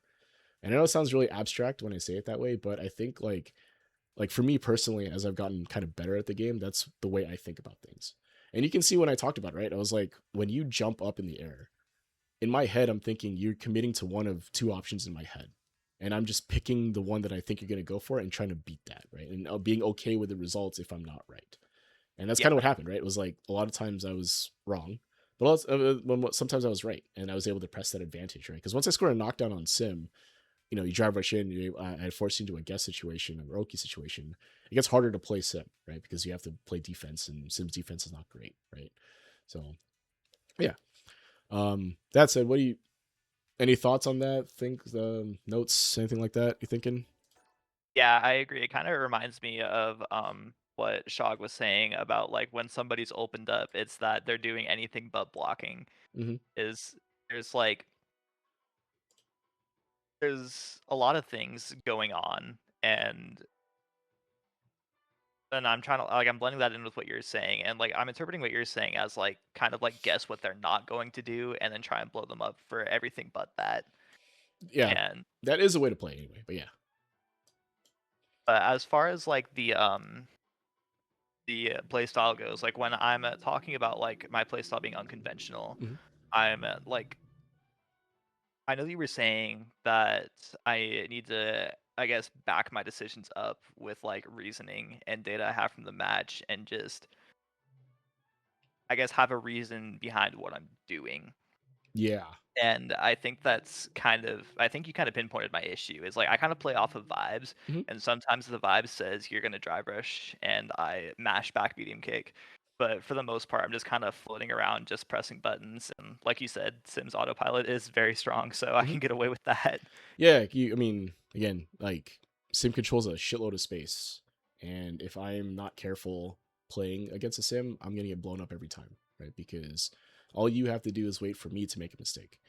So, but yeah, it's very difficult, I think, to try to pinpoint what the next steps really, because you can play the way you're playing now and it'd be mostly okay. But it sounds like you don't want to do that. So what it comes down to then is just trying to, like I was saying, pick situations where you have a mix up and see what your opponent does. Right. Like if you think about traditional Shoto versus Shoto gaming, right, or non-sim gaming, right? A lot of times it's about space control and trying to whiff punish things, right? Trying to play footsies and try to win the neutral so that you can get an Oki situation, right? For Sim, it's a little different, right? Sim controls space slightly differently. And for Sim, the winning, if you will, is landing the hit and keeping me out, right? Eventually, I'll make a mistake of some kind. Maybe I'll take a hit somewhere, and then you can drive rush in and continue your combo. Or you can skip neutral entirely, right? Like wait for me. You don't need to necessarily wait for me to make a mistake. Now, if I'm a player that can't deal with the sim autopilot, use it, right? I don't think there's anything wrong, even at a high level. If the 1800 MR player doesn't know how to deal with sim, kill them for it, right? Like no reason not to. But if they're able to adapt to certain things, that's when you have to start paying attention. And I guess like Yeah, the vibes portion, because I'm a pretty field based player myself. I don't really back a lot of my decision making with like frame data necessarily. Well, I mean, I probably do that more now, but like I'm not going after like the technical reasoning why I was able to DP you, right? Instead, in my head, I was like, if they do this, this DP will work. But if they don't do this, then I'm gonna get hit, right? And then I yeah, just commit to it, right? But again, like you kind of nailed it in the sense that when you make a decision in this game, it should be backed by some reasoning. And if that reason is simply, um, I think this is going to work, I think that's mostly okay, actually. But if you're trying to back, like, oh, I want to make the quote unquote optimal decision, you do have to factor in what your opponent has been showing you and what you've been doing, right? Even when you say you're like vibe based and all that, there's some subconscious level of like you have an understanding of what the opponent is doing. Like you said, right? right. You're mashing back medium kick after that stand medium punch because you have a sense that I'm going to drive rush. And you were right in that sense, right? You were right that time when I got hit, right? So like you are conditioning me in some capacity when you do those things. Because now in that same situation, I don't want to get hit again. So the next time you do that, you don't necessarily have to do the back medium kick again. You could just wait to see what I do and then interact with that in whatever capacity makes sense, right? Because and I say this a lot is that like human beings aren't really random, right? So like the most the most likely thing someone will do is the last thing that worked. And the least likely thing that someone will do is the last thing that didn't work, right? Like if I get hit drive rushing you, I'm probably not going to drive rush you again. But if I hit you drive rushing you, then I might do it again, right? If that makes sense. And I think that it's part of the mind game layers and all that stuff, like to be able to determine when and how people are doing that. But like I think once you at your level and the kind of player you are, if you start paying attention to those patterns, I think you'll be able to see it more clearly. Like if you're paying attention to that. I think it's going to cost you a lot of games though. Like you're going to lose a lot of games because you're like trying to think about what's happening. You're using active brain power for that instead of trying to just do your autopilot thing and react to those things. And you're going to lose some games. But I think long term, it means that you'll have a better understanding of like what to do in those situations because you'll start seeing them more. Because if you're just doing some autopilot, I'm pretty sure you see the same situations over and over again based on what you're doing and you're not really being exposed to like someone doing something outside of that because when you do get exposed to it you end up losing, right? And it's probably not Yeah, happening that often, and then you're like, oh crap, what the hell, what happened, how did I get hit there, right? And in this case I'm explaining, right? I'm like, oh well, this is what I was doing in that situation. So you're like, okay, well, how do I beat someone committing to those things? And in reality, um the way I'm playing the game is kind of forcing you into those 50-50 type situations, right? Like I'm committing to something, hard committing to something because your playstyle is basically doing that, right? I'm adapting that playstyle in that sense. So, and it's really abstract. Like this is really hard for me to describe. All I can offer you is really how I think about the game and how I approach it. And again, I play a conventional character too, so like these things kind of are inherent there because you have to control the space in front of you, control space above you with anti-airing and that type of thing. But Sim does do a lot of these things, right? Same way. It's just how, but the fundamental portions of what do your opponents do or like to do in mix-up situations, like paying attention to those things, I think will help a lot when you get through it. And I think it'll start to make sense as you play more, where you're like, okay, I'm going to pay attention to what my opponent does after I do my autopilot thing. Oh, I'm going to float back. I'm going to throw OD Comet. I'm going to teleport, jump heavy punch for plus frames. What does my opponent do? And then you can continue doing that because it is actually really hard to deal with until your opponent like parries, and parry OS is like a DP or something. But you can do that, pay attention to what your opponent does, and then adapt from there, right? Like, what does my opponent like to do? What are they adverse to? And then you make a guess on what you think they're going to do, and then try to beat it. And I think like it's hard to describe it this way, but I think a lot of players feel this way. Is that like Street Fighter 6 feels very guess oriented, right? Like everyone is just kind of guessing. Oh, I'm guessing this can happen or whatever. But it is an educated guess, right? It's kind of like poker in that sense. You don't always know what your opponent's going to do, right? You don't have perfect information, but you have to make a decision based on what you do see and what your feel is, right? And you probably do most of that already. It's just this kind of baked into the sim autopilot. So like the decision making is kind of taken out of that, where you're just kind of doing the thing. And if your opponent does the wrong thing, they get blown up. But if you start doing the right thing, then you have to pay attention to those situations and then change what you're doing, if that makes sense. So, but yeah, I mean, that's how I feel about it. I know I'm gonna be rambling here a little bit, but hopefully some of that is helpful to hear. Yeah, it's really nice to hear your perspective about these things. I know that like when you have a lot of experience working with a bunch of different people coming from different skill levels and whatnot, Hmm. and yeah, it's nice to understand just knowing from what you've seen and then comparing it to what I'm doing. I Hmm. think it's really useful information. That's good to hear because I was really worried how this was going to go because you're a fantastic player. And it's hard to it's hard to offer insight on the people who I feel like are better than me, but it's I'm glad it's helpful. So with that, do you have any other replays you think that are worth looking into from here? I'm not a sim replay, but there's an Akuma replay against a Kami player. It was like an actual goblin. I think I dropped the game and I was so mad because they were playing like an actual goblin and it was just tilting. This guy right here. I think this might be it. Yeah. Let's take a look. Let's take a look. Oh, And yeah, I've been playing Akuma so that way I can break out of my sim autopilot, just get out of my comfort zone and like see if I can consciously make decisions if I don't have an autopilot to fall back on. makes And as you sense. can see, I'm only Diamond 4, so hasn't been going super great. Well, it's I think it's more common than you think, right? I mean, you see guys like Double Sack and there's other guys in the Discord that have just like many characters of all play styles and master, high master, whatever. But you know, Sim is different enough where most people that play Sim only play Sim, and that's totally fine. Yeah. But anyway, let's see if we can look at that replay. So this guy, right? Yeah. All right, let's take a look at what's happening here. So now again, Akuma control space more traditionally, right, in terms of like Shoto gaming. So let's see what happens here. I'm not thinking of any of that. Okay.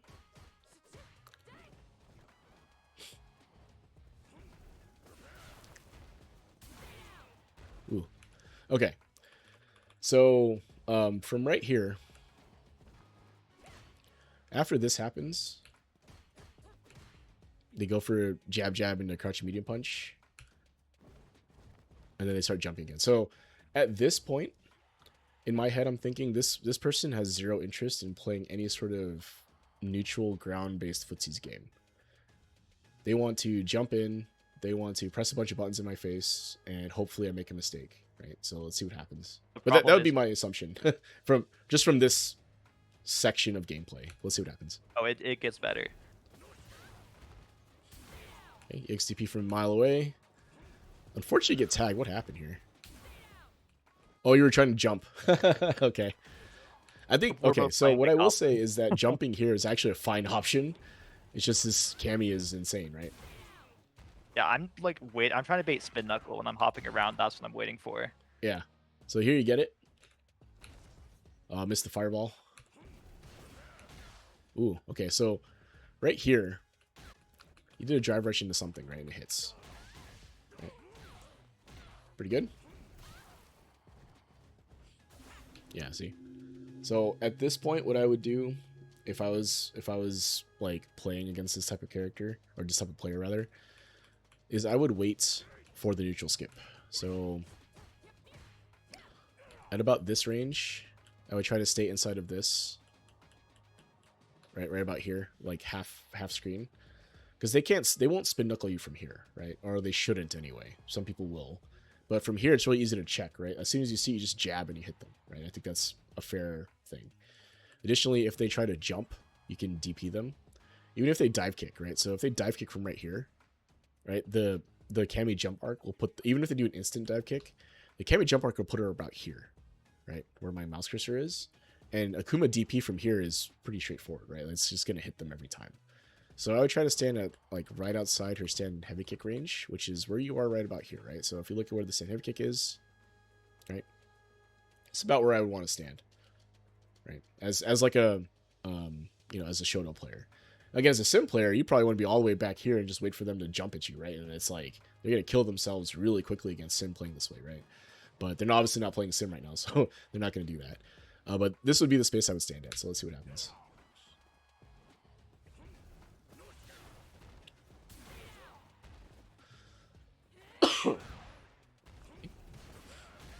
Right.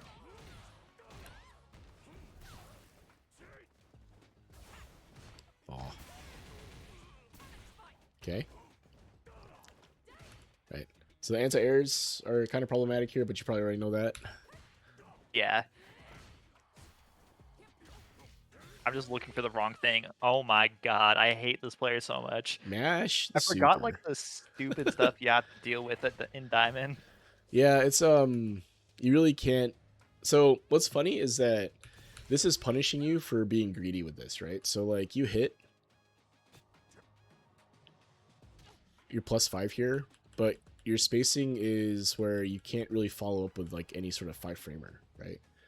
So like you kind of get greedy with your crouching medium kick here, and that's what blows you up. Because they could just Yeah. as easily jabbed you here, right? Like, or backed up and whiff punished you, and it would have been the same thing, except if the player backed up and whiff punished you, you'd be like, oh man, this guy's really good.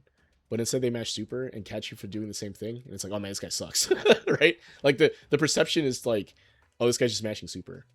But like when you think about it, you're getting punished for taking your turn or trying to extend your turn with a button that would likely whiff. Or actually, this might, well, a button that could have been blocked, right? If your opponent does nothing here, right, they just block it, right? And I think Cammy's walk speed from this base will still get clipped on the low. So like if the only option for them to punish you being greedy would have been to level 1. Now whether or not this player knew that is who knows, right? They're probably just smashing level 1. If we're being honest with each other, I think they're just smashing level 1 here. Yeah, that's kind of the Yeah. problem. Like, what annoys me is like I feel like I'm being accidentally beaten by Diamond players, Yeah, yeah. And that happens a lot because you're expecting them to respect this +5 situation, which they don't. which they don't, right? And realistically, if you think about it, like you weren't really doing that either, right? You're plus here, not in a situation, well, in a situation where you could have pressed, but you could also just not, right? Like you don't have space to like confirm this in any way, so you're kind of taking a little bit more, like extending a little bit, and you're getting punished for it, right? Yeah, I mean, I'm Diamond 4 for a reason. Yeah. So if you had landed this closer, potentially, right? So after this, right?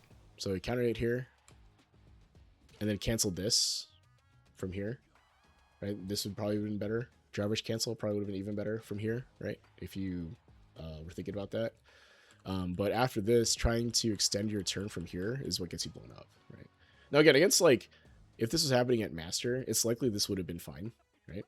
But if your opponent was noticing that you were trying to be greedy on your plus frames like that, they may blow you up with a reversal anyway, right? And that can happen. Yeah. So when you play against these type of players, you have to think about like any sort of overextension that isn't guaranteed may get blown up by reversal. So you don't always have to continue or extend your turn, right? Like if you had just waited, like, oh, I press my button here and like I wait, like you kill them from here, right? Like, you know, you deal a ton of damage from there. But anyway. Okay. All right, so from here, after the level 1, it's not really a ton to be afraid of, right? Cammy is completely meterless in both scenarios, right? There's no super, there's no drive gauge, right? So like expecting your opponent to check a drive rush at this level from right here, unlikely, right? I mean, if we're being honest, right? It's unlikely this person would be able to check a drive rush from right here. Or you can just walk up and press a button, right? Like you don't have to necessarily neutral jump here. So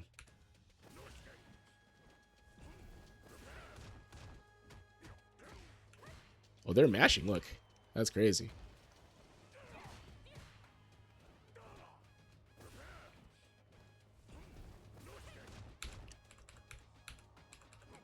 Like, they're really lucky this was a true block string, because this would have hit them otherwise.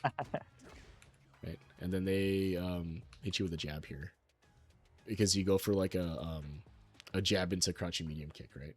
Yeah. And since Akuma's crouching medium kick is 8 frames, this is going to beat you. Right? Now, if they were good here, they would counter confirm this into an arrow. Let's see. Oh, they tried. So, That's good on honestly them. surprising to me. Good on them, but all right. That's okay. Oof.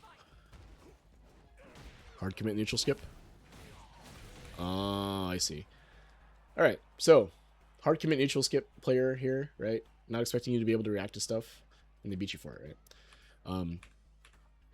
Again, like, what I said at the beginning was that, like, I think this is a player that will hang themselves if you let them, and we just saw it, right? Like, if you were waiting for this, right? Right? You try to parry, actually. Or, is this parry? Yeah, it was a parry. Yeah, it's on this side. Yeah. So, I mean, a jab here would have worked if you'd reacted to that. But what I tend to do when I run into players like this is I assume that the neutral skip is coming. So what I would do, and this is kind of a weird adaptation thing, after this, I would back up to a space where their neutral skip could whiff. So I would kind of, so like if you think about Cammy's spin knuckle, if she does it from right here, it should land right about here, right? Where my mouse is, more or less, something like that, like a heavy knuckle. So what I would start doing is I would be kind of walking in and out of this space and then get them to do something that I can react to. If they whiff the spin knuckle or if they go for like a hooligan here, right? If I'm standing at the space and conscious of like what Cammy's gonna do, then I would. That's what I would end up doing. Because if you're thinking to yourself, the only two options I have to worry about here are the spin knuckle and the hooligan, it's very easy to react to those two things, right? Because Cammy can't hit you with anything from otherwise, right? Like if you're just blocking here, arrow won't reach. If they jump, they can't even reach you, right? Even a dive kick, like they have to go all the way up here and then come down at an angle that you can react to. So at this spacing, I would just consider options that your opponent has, right? Which again with Sim you don't necessarily have to do. With Sim, if you're at this space, you can just do whatever you want, right? And they have to come to you. But in this scenario, playing a Shoto here, what you're essentially doing here is you're trying to bait Cammy into one of those options, because it's pretty clear they don't want to play any sort of like neutral game with you, right? Like any sort of ground-based neutral game. They just want to skip neutral and force you to react to that. So Me if too, you by the way. what's that? Me too, by the way. Like I have the same philosophy. And it works, right? With Sim, it works very well because people can't deal with that, right? Like like the options that you need to consider, you have to lab them against Sim, right? Like you can't just do stuff and it works, right? You'll get blown up for it. But then that's the same thing, though, right? If you understand that mentality of like, I just want to skip neutral, then you can be like, well, how can I get them to do that, right? How do I induce them to attempt it so that I can beat it, right? And in this case, it's manipulation of space in a way that forces them, in a way that gets them to think that they can do the thing they want to do, right? So like again, EX Hooligan here, from that spacing, will reach you, right? So if you're to walk into this space and walk out of it, like you kind of did this, right? So you walk forward, walk back, right? And if you're ready for the hooligan or the knuckle, you could have jabbed from here, right? So, right? So like something like this. Yeah, I mean, even on Sim, I just parry that. Like I don't counter hooligan properly. Properly. That's just a weakness of mine in general. Yeah, EX Hooligan, generally speaking, yeah. I mean, it's a neutral skip, right? It's a neutral skip tool that Cammy has, and people use it. I mean, you see it less at higher levels, mostly because people are able to check it. But if you're unable to check it, why would I ever not go away from it, right? Like I wouldn't stop doing it if you're losing to it over and over. So Yeah, it's just people at higher levels don't know that I don't check it. yeah, they assume it, right? Like we Yeah. respect your opponent, and you're like, oh, I don't want to do that to them, or I'm just gonna blow it up first, so I don't do it. But It does win with aura. yeah, and then the same thing happens again, right? This time you throw a fireball from kind of full screen. Like this should have been. Oh, you could have blocked. I remember I screamed like, "Wow, that can go through fireballs!" I was so mad when that happened. I mean, seeing now it clearly went over it, but in the moment I was so mad. Well, what's funny is that you still could have blocked, right? So if you had, right, the only thing is though, Cammy is plus after that, so she's +2 in that situation. So you do have to make a defensive decision there. But since you got hit, it didn't really matter, right? So again, what I will say is that against players like this again, and this will happen to you at any rank, right? It's not just a diamond. Like master level players do this too, some of them anyway. Is they're not interested, especially for like Cammy players or like Akuma players, they're not interested in anything resembling footsies, right? They don't want to play that game. They will air fireball, dive kick, anything other than walk forward, press buttons, right? Now again, I'll say the exception for Sim is different because he's built that way, right? You don't necessarily want to play this. You just want to keep them out with your buttons. It's a different aspect, right? But here they're just like, I don't want to deal with buttons at all. I'm just going to do a high committal option and go for that, right? And if you can recognize what those options are and stand at a spacing that kind of induces them to use them, then you can counter it, right? That's kind of what it is. So anyway.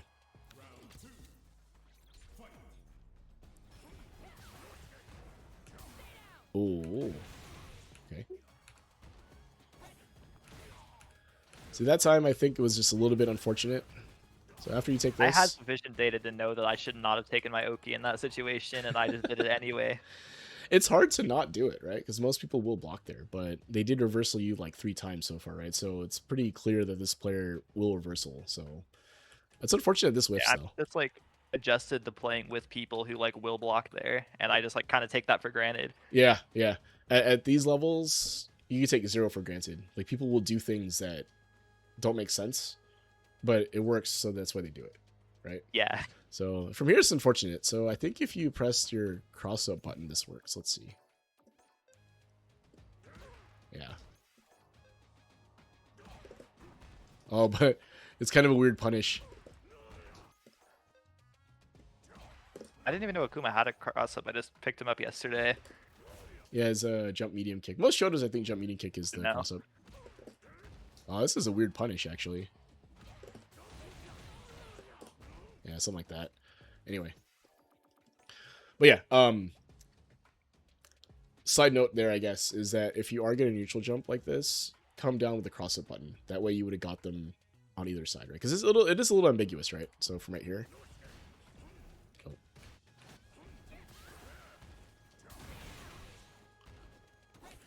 It's a little ambiguous on what side they're going to land on from right here, right? So coming down the cross-up is probably the quote-unquote safer option.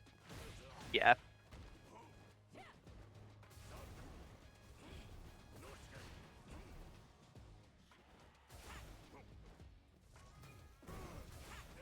There you go. So this is how I would approach this type of player, is I would just wait for them to do something, because they can't help themselves. Like, they want to do the thing. So. Yeah, even then, right? They match DP again. Right? Like, this situation right here, right? If I was playing someone master level, right? You look at the situation, you go, they're probably not going to EXDP me here because it would burn them out. If they're going to reversal, they're level 1, but that's risky because they're on the level 1. So it's likely they're going to block. But this player isn't considering that. They're just like, I need to reversal. And they get clipped for it, right? So now they're burned out. And they they did it again, right? Like, again, they're not doing anything that... they're not considering options. They're just doing stuff, right? Yeah. Right. So like here, right, it's difficult to try to throw a fireball because they're going for spin knuckle, right? So Yeah, that was a really bad fireball. yeah, it is not like the spacing here is perfect to get spin knuckled, right? But if you had waited,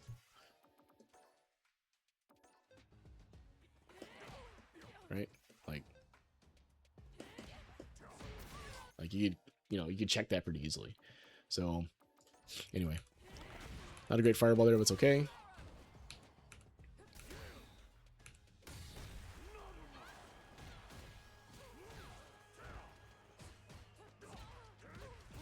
Right, so you can see they're mashing, right? Like counter hit, right? Like even if these inputs were off, you would know that they're mashing something, right? Because you're getting counter hit over and over again. So Yeah, from right that's here, data that I did not process. yeah, you have to consider that. From right here, I would stop because they're gonna level 1, right? I think they tried. I think they were trying to EXDP actually. Yeah. Yeah, see, they start mashing EXDP. They don't meter for it yet, but they start mashing it here. So would have been correct, right? Ooh.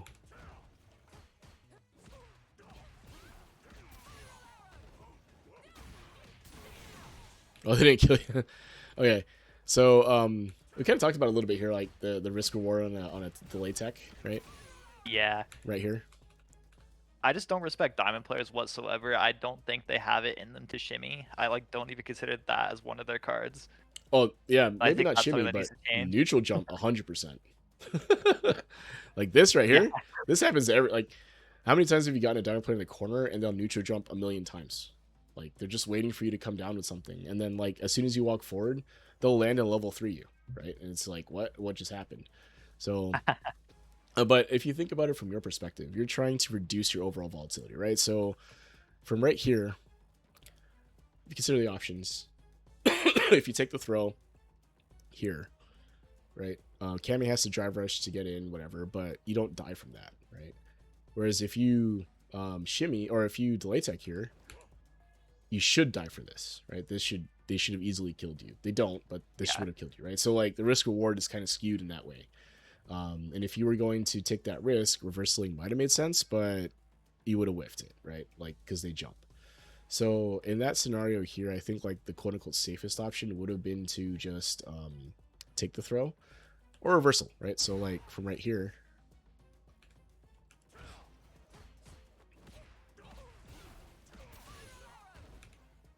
right? Just reversal, right? Because you know Akuma's EXDP here is going to clip them on a neutral jump, right? And if you know that, then you can go for that, right? It's a thing. So at least something Akuma can get away with, right? Like if it was Ken, he would lose because he would move forward, right? Or like Rashid or whatever. But Akuma's is pretty vertical, right? So on a neutral jump situation like that, it's not full damage, obviously, right? Like you kind of clip them a little bit. But if they were to meet you or something else that wasn't a neutral jump shimmy, then you would beat that, right? Like you would beat what happened there. Now you don't get a ton of Yeah. damage, but at least you're out of the situation, right? Yeah, that's not even something I even considered. I think part of the problem is just coming from Sim. Like Mm-hmm. my mind, like this is a day two Akuma. So coming from Sim, I'm thinking like, okay, D-Rev or die. Yeah, I don't even consider EXDP as an option. yeah, like the reversal that everyone runs into against Akumas, yeah. So, but that's really more of a character thing, right? Like a Shoto or a character with a defensive option like that situation. Yeah, And then here they're just mashing, right? So they beat you because I thought I was plus and I yeah, wasn't. you're not plus enough anyway. Actually, it was 0. It's just that they're mashing. But if I was this Cammy player in this situation right here, I'm mashing level 1, 100%. Like, there's nothing you can do here if I level 1, right? Unless you, Yeah, I mean I could react with CA. yeah, you could demon maybe. That would have been cool. But yeah, it's 0 here, and then they just mash, right? So anyway, Shoto gaming wise, right? It's obviously a little bit different. You have some different defensive options that you can use, but like as a concept, like it's still space control. It just looks different, right? And then Yeah, mix-up situations are also the same, right? Like you can generate a plus frame situation for yourself, and then force them into a mix-up situation, right? And see what they do, and then try to open up that way. But yeah, I mean, again, like you're the way that you play the game. Like if we didn't have this conversation and we were just running to each other in ranked and play, I would think that they're a good sim player. I don't think I have anything against that. Like I would just run into you probably. We may go back and forth in terms of the set, but like at the end of it, I'll be like, okay, well, that was a sim player at that level. That's how it goes. But if it sounds like what you want to do is be able to get past that and be like, okay, well, can I consider all these other options? Can I play the game more conventionally, if you will, where I take in these data points, and make a decision based on that? And I think you're 100% capable of doing it. I think you're a good enough player that it's something that you can do with a little bit of effort. It's just going to take a little time to get there. Like you have to start recognizing those situations, and recognizing the data coming in, right? Like seeing the counter hit, seeing the punish counter, seeing that I'm taking the throw, seeing that I'm parrying, like those situations. Just kind of have to pay attention to that a little bit more. And it's gonna suck because you're gonna lose a lot of games where you're like, man, if I just autopilot, I would have won that. But that's the pain of changing what you're doing, unfortunately. right. So yeah, man. So what do you think? Does it make any sense? Hopefully, or is it helpful at all? Yeah, it's really nice because like I said, I'm trying to evolve past being a ranked goblin and trying to like be like a respectable tournament player. And I think that one of the first steps to doing that is kind of breaking my old way of approaching the game and kind of sliding into more of like a traditional sense. And I think that this really helps a Cool. lot in understanding how the game works traditionally. Yeah, yeah. Yeah, because that is kind of what. So what I will say is that in neutral, generally speaking, and this is kind of a general thing that hopefully will help, is that in the neutral game, when you move into someone's space, it elicits a response of some kind. Right now, for Sim, the same thing is happening, right? Like whether you recognize it or not, when you move into my space, whether it be via teleport or walk in or whatever, there's a response that comes out of that, right? Maybe I parry, maybe I DP, whatever, right? But in general, that's what happens. I walk into a space that's threatening you, you react with something. Now, what that something is could be a button to keep me out. It could be walking back, trying to whiff punish my attempt at attacking you. It could be just blocking. It could be jumping. It could be backdashing, teleports, character moves, whatever, right? And even with Sim, it's the same thing, except your effective range is a lot further, right? So when you move forward a little bit, where you're in like stand heavy punch range or something like that, if you pay attention to what your opponent does, you'll see them do something, right? If they're paying attention to themselves, right? Obviously against this Cammy wasn't really, they're not really doing anything other than whatever they want to do. But against higher level players, they're looking for they they're the same thing to you, is that they're trying to figure out what your response is in those situations and then trying to apply the counter to that, right? So like in the traditional like two Shotos playing each other, when I walk forward, I stand heavy punch, right? I'm threatening stand heavy punch. The opponent's going to do something potentially, right? Maybe they back up block, whatever, like I was saying. And my goal is to understand what their tendency is so that I can exploit that. So like if I always walk up and in the stand heavy punch range and they always back up, that means maybe I can go for low forward, right? Drive rush cancel. If they always try to challenge me, then maybe I can walk in and out of the range and then whiff punish, right? If they always like just block and do nothing, maybe I can walk up and throw them, right? Like it's like those types of situations come up in neutral. And I think if you start considering that as Sim, where when I float at this height, my opponent does X thing. When I teleport, my opponent does Y thing, right? And like start paying attention to those types of things, I think you'll start to recognize that like people have tendencies that you can exploit. Like if every time you teleport, the opponent jabs, how can you exploit that? Now, I don't know what the punish would be potentially, but if you know that that's what's coming or have a very strong idea that that's what's coming, then you can bait me into jabbing on the teleport on reaction and then kill me for it. Like maybe you teleport in neutral and it's not really real, right? Maybe it's not real and I jab it potentially. And the next time you're actually able to get a good setup that makes that teleport real, then maybe you can blow me up for it if I don't recognize it, right? Like that type of thing. And that's how I think a lot of the game in neutral gets played. And then in Oki situation, I think you handle that pretty well, right? You have plus frames, you can generate some sort of pressure, and then you make a decision based on like defensive decision, right? So I don't know. That's how I approach it anyway, and I think that it works for every character, including Sim. It just looks different for him, right? It's not the Yeah. walk forward, walk back, low forward with punish. It's I float, teleport, I move into certain spaces that make the opponent uncomfortable. I control space with fireballs, using arches, fireballs, whatever, like comets. And then when my opponent moves into some space that I think I can hit them at, I force them there and then hit them, right? Like it's the same deal. It's just looks different for Sim as well. So I think that would be the next step. Would be for you to like start paying attention to those situations a little bit more. And it doesn't have to be everything at once. Like just pick like one situation in a lot. Like, oh, from float teleport, I teleport above fireball range. What does my opponent do? Right. And that's something that you're probably in a lot. Like that situation you're in a ton of times, right? You're in neutral, you're floating, the opponent can throw a fireball, but if they do, it's not gonna hit you. Like, what do they do? Right. And what spaces do they react at and that type of thing. And I think that'll help a ton because you'll start recognizing situations more and more, and then your processing of the data will be faster, and then you can make a determination quicker, and then potentially, get yourself in an advantageous situation faster, right? That type of thing. So, yeah. That said, I know it's a little bit late. Do you have time for another first three? You want to call it there? Yeah, I could do it if you're down. All right, let's do it.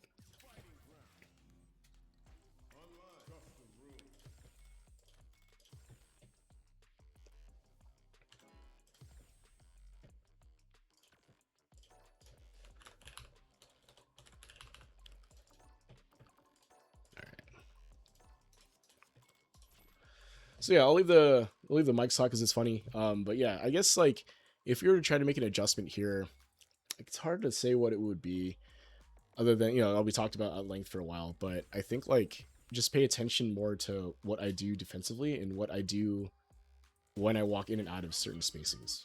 Maybe that might help. But trying to be Okay. conscious of it is probably the main thing.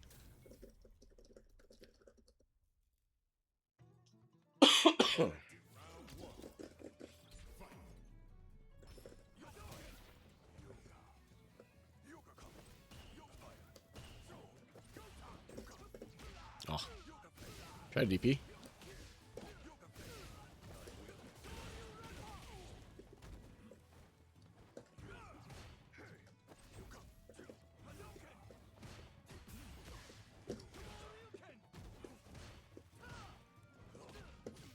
Aw. Oh. Oh, I clipped you? Yeah.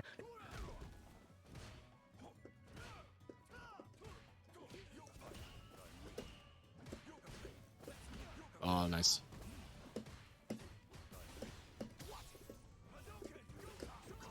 Oh, that was so close.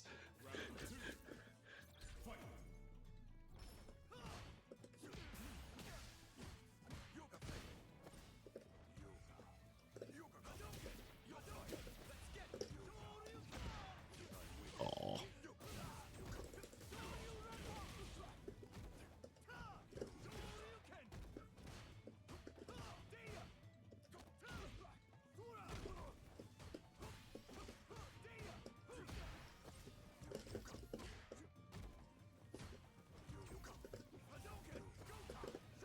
Oh, he didn't press.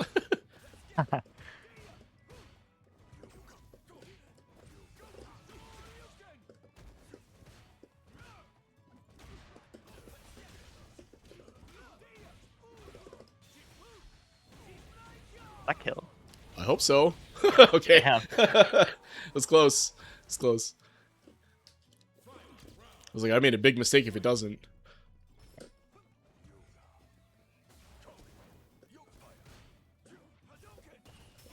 Oh, nice.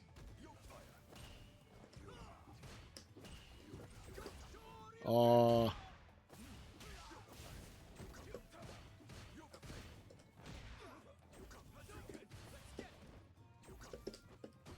Oh, no DP. Oh.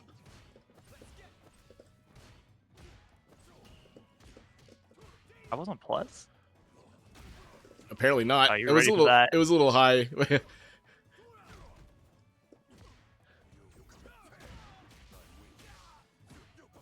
Oh. Uh-oh.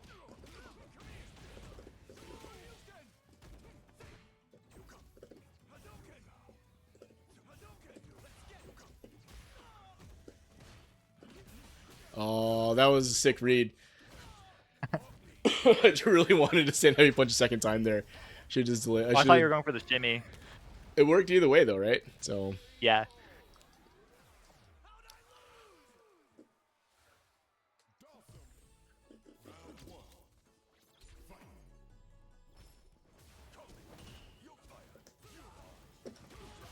Okay.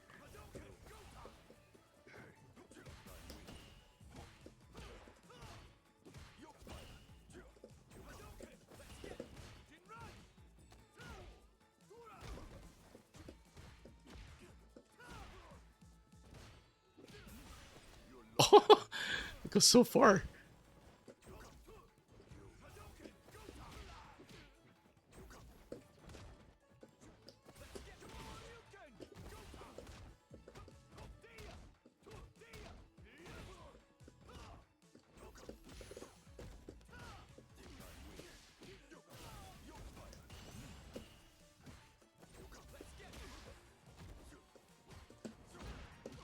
I try to delay.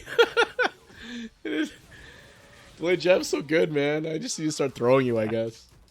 Yeah.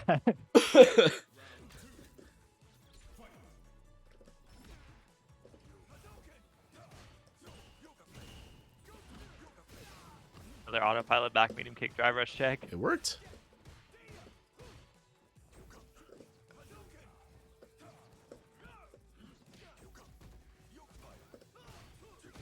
Oh, that whip punish was sick.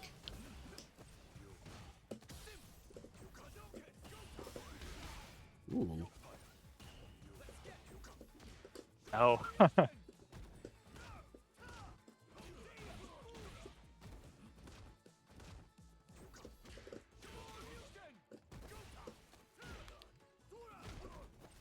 Oh.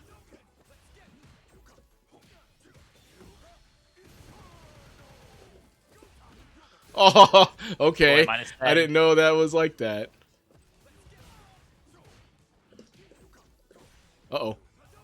That was a mistake. Oh god. Oh, I was fully I thought you were expecting you to gonna. DP that. I thought you were gonna teleport, so I waited. I was gonna try to super Oh. the other way.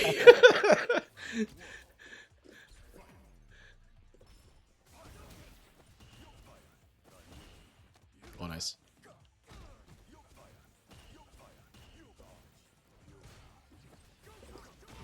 Clips. Ah.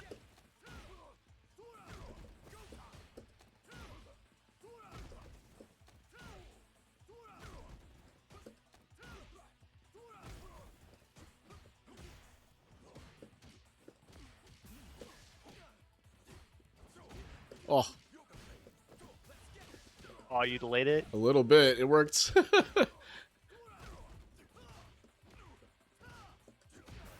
Oh, it doesn't clip you with the sand light kick?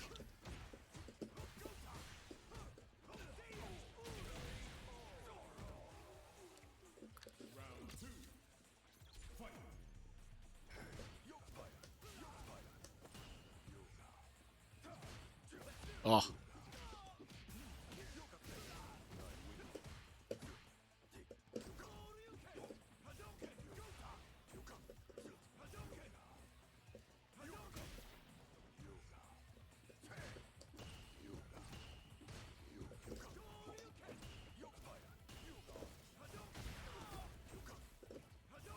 Oh, nice. Oh,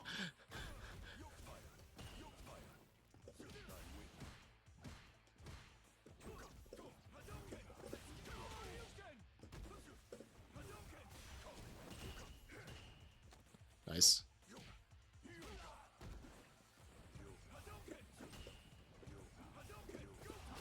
Oh, I guess you have to DP that, huh?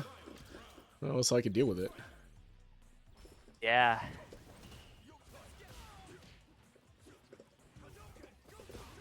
Oh.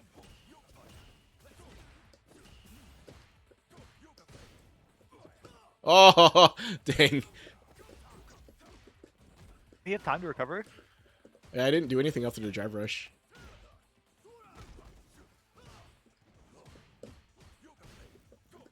Oh.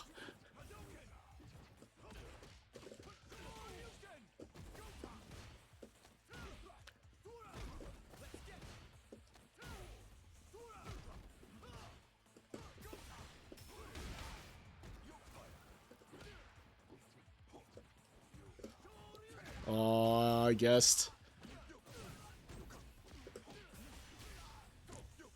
No. Ah. That was a huge gamble. If you woke up with a super, I think I would have been cooked. Yeah.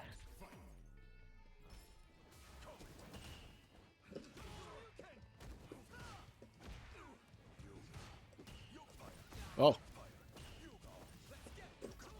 Oh.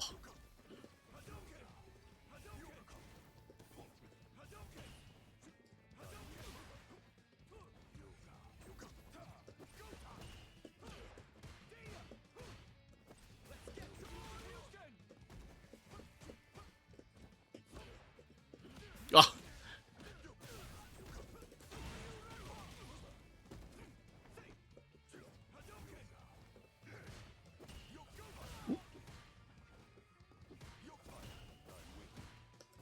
Oh.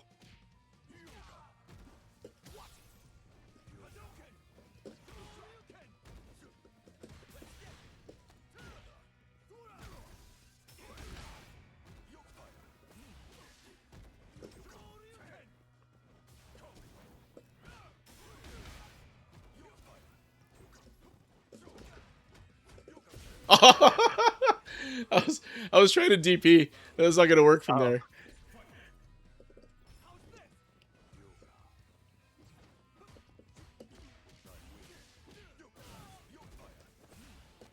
Oh. I don't know why I canceled that.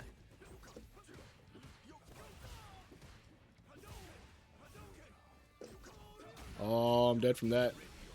I had a Sick. feeling you didn't expect him to corner. No. There we go. Oh. Okay. I'm not gonna lie, I took my hand off the controller too. I thought that was done, but There's could like I come back? I don't know. That one said, small spacing where it doesn't connect. yeah, I know that's really shitty. I hope they buff that for Sim. Not gonna lie to you, like that shouldn't lift there. Um, but yeah, again, like because Sim Autopilot is so strong, like the Sim game plan by itself is so strong. You don't necessarily have to play neutral like that, right? Like you were controlling space effectively with fireballs, arches, and like your buttons, forcing me to come to you, and that's kind of Sim's game plan, right? But I think if you were paying more attention to like the options I was trying to choose against your float and teleport and like on wake up, you saw it, you were able to beat me, right? Like that's not, you took the games, right? So, but I think if you wanted to evolve past where you feel like you currently are, it becomes a matter of understanding your opponent to some extent and like trying to make educated guesses on how they're reacting to stuff. So what I will say is that like as an overall game plan, I think like just doing the sim autopilot to start with is probably fine. Like the way you play your sim now, where you're just kind of like, all right, I'm gonna float, I'm gonna teleport, I'm gonna force neutral skips and plus and all that stuff. And then I wouldn't really try to adapt until your opponent showed they could. And then you would just pay attention to what they're doing and then try to beat them out in those cases, right? And then also sometimes like even if they adapt, you could potentially go for the same thing again, and maybe they don't get it that second time, right? That happened to me a lot here, right? Like I saw what was happening, I tried to do the thing that I thought would work, it didn't work, even though it was the same thing from your perspective, right? Like you went for the same either teleport and mix up or whatever. So, but yeah, that I think like that would be what I would offer as any sort of advice would be just start paying attention more to what your opponent is doing if you want to play quote unquote more conventionally, right? If you want to Yeah, do less autopilot, then it just becomes a matter of can you adapt to your opponent's tendencies? And that's really where I would start. And once you start recognizing those situations, then it becomes a lot, again, your processing and decision making become faster from there. But you have to start. And that's the hard part. So, from my perspective, from that set, I mean, it's too late for me to like lock in and go deep mhm, like I should have been. But like I did notice things like, for example, like your delayed drive rush after you had the data that I don't react to drive rush, I predict it. You delayed your drive rush, mhm, then you got me for it. mhm, You know, like I'm noticing how you're reacting to what I'm doing. I wasn't necessarily doing anything about it, mhm. but I saw it, which is I think a step in the right Yeah, direction. yeah, that's definitely the first step. Because like, and this is part of my growth as a player too, is that like it took me a long time to it's gonna sound so dumb, but it took me a long time to throw that send heavy punch, right? Like the button's so good and it's so spammable and all that, but like it took me a while to understand why that worked the way it did or how it worked the way it did. And even though I was noticing things, I wasn't really taking advantage of it at first. Like I would just throw the button out and like that'd be it. If it hits, great, try to confirm. If it doesn't, whatever, right? And like it took a long time for me to recognize what the actual important thing wasn't if it hit or not, but what happened after. If it hit, great, right? Like then I would take into account the situation that led up to the hit and try to recreate that, right? Maybe it was like Like me walking understanding in with why my it shit. hit. Exactly. But if it didn't hit, then I'd pay attention to like what happens after. So I land a send heavy punch on block. What does my opponent do? Right. And then sometimes they press, sometimes they don't, whatever, right? And then understanding that tendency. So like in both cases, you were getting data about your opponent that maybe you weren't thinking about before. And then from there, you kind of adjust your game plan, right? Okay, they like to back up. They don't want to give up. Okay, now I'm going to walk forward, low forward. I'd like to check. I'm going to try whiff punch, right? Like that type of thing. So, but yeah, it took a long time for me to start thinking that way, and I still struggle with it. Right, obviously it's late for both of us, so maybe it's just we kind of let autopilot take over. But it can be very difficult to get away from that, right? And it's something I struggle with now. Is that like in longer sets, I have a hard time concentrating, and then my autopilot takes over, and then I get cooked, right? So, yeah, I.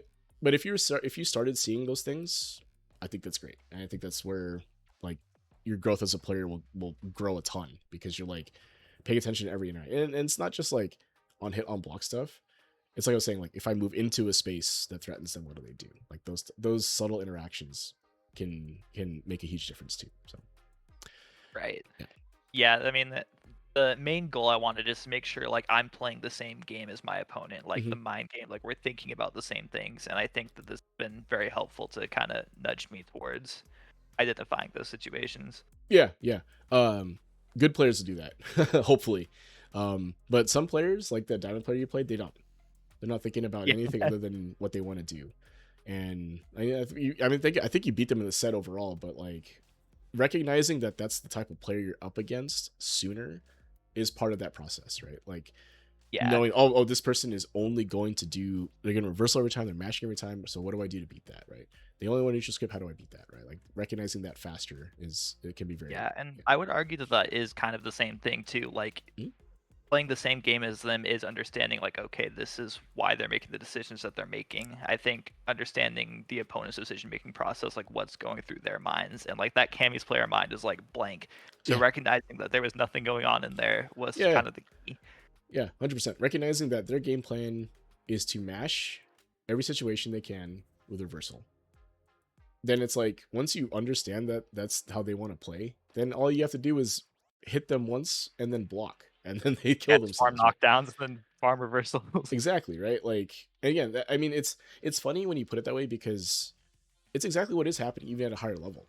The difference is that at a lower level, it's way more obvious when it's not working or when you're getting beat by, right? Like if this person only reversals, it's a very obvious answer to that, right?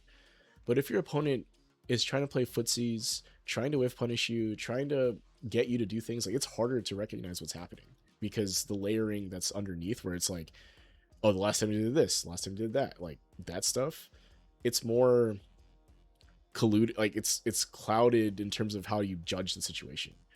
Versus against the diamond player, it's very clear what the situation is, right? And you can apply counters Yeah. to it. So, but it is that at the same level. It's just identifying it faster and identifying the situations. And I think Yeah, I like, think yeah, that's like part of being a good player is being harder to identify, like making it difficult for people to understand your decision making process, I mhm, think is one of the keys to being a high level player. yeah, and then also like baiting them into thinking they know, right? Like if I go for throw Yeah, twice, like is he gonna go for throw again? Is he not? Like forcing a situation and then conditioning your opponent to react to that situation, and then in a vital moment force the situation again and then change what you do. It's another layer of that, right? And you see a lot of higher level players do that. It's also why you see people get away with like walk up throw, right? Like walk up throw is a terrible option, right? Like in neutral by itself, terrible option. But if you've conditioned your opponent to not press because you've been consistently whiff punishing them, then it's a great option, right? Because right. It opens now, up. yeah.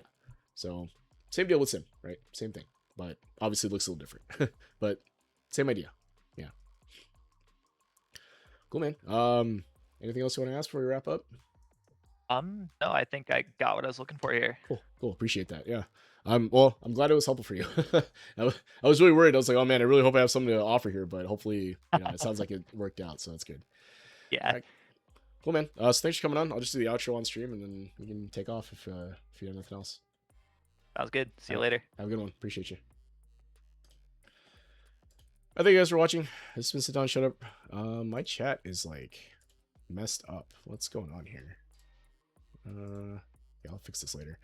Anyway, thank you guys for watching. If you are watching, it's been Sit Down, Shut Up. I run this through the Fight Rise Discord. So Fight Rise is a fighting community focused on Street Fighter 6, help people get better at that. They do bi-weekly events through their One Fight Stand series. And it is a 7-round Swiss. They kind of have higher upper master, lower master brackets, and if you're not in master yet, you can still enter. You just put in a lower master bracket. It's a lot of fun. You get 7 rounds of Swiss with a bunch of good players. Play in VC. They have a team tournament at the end. It's a great time. They also do community showcase events through their Urge to Fight series. So Urge to Fight, like I said, community showcase event. So people in the community that have been leveling up get to be on stream. They get to play with the Fight Rise stat mod, get commentary. I do commentary for them every so often. They also do charity events once a year in the Christmas time. So a lot of fun for that. If you're looking at wanting to get coaching like this for yourself, take a look at the Fight Rise Discord. There are a couple of channels where you can get coaching from folks. Let me put the Discord in the chat. If you're looking at, take a look at the Discord. Take a look at a section called Level Up. I think it's called. There's some threads there that you can, or some channels you can look at. Look at the pin messages and see what the sign up processes are for that. Also part of the Newbie Fight Club. Newbie Fight Club is a fighting community focused on getting newer players into fighting games. Mostly Street Fighter 6. They do lobby nights every Monday, Wednesday, Friday. They also do I think it's a bi-weekly tournament, either round robin or Swiss. I always forget.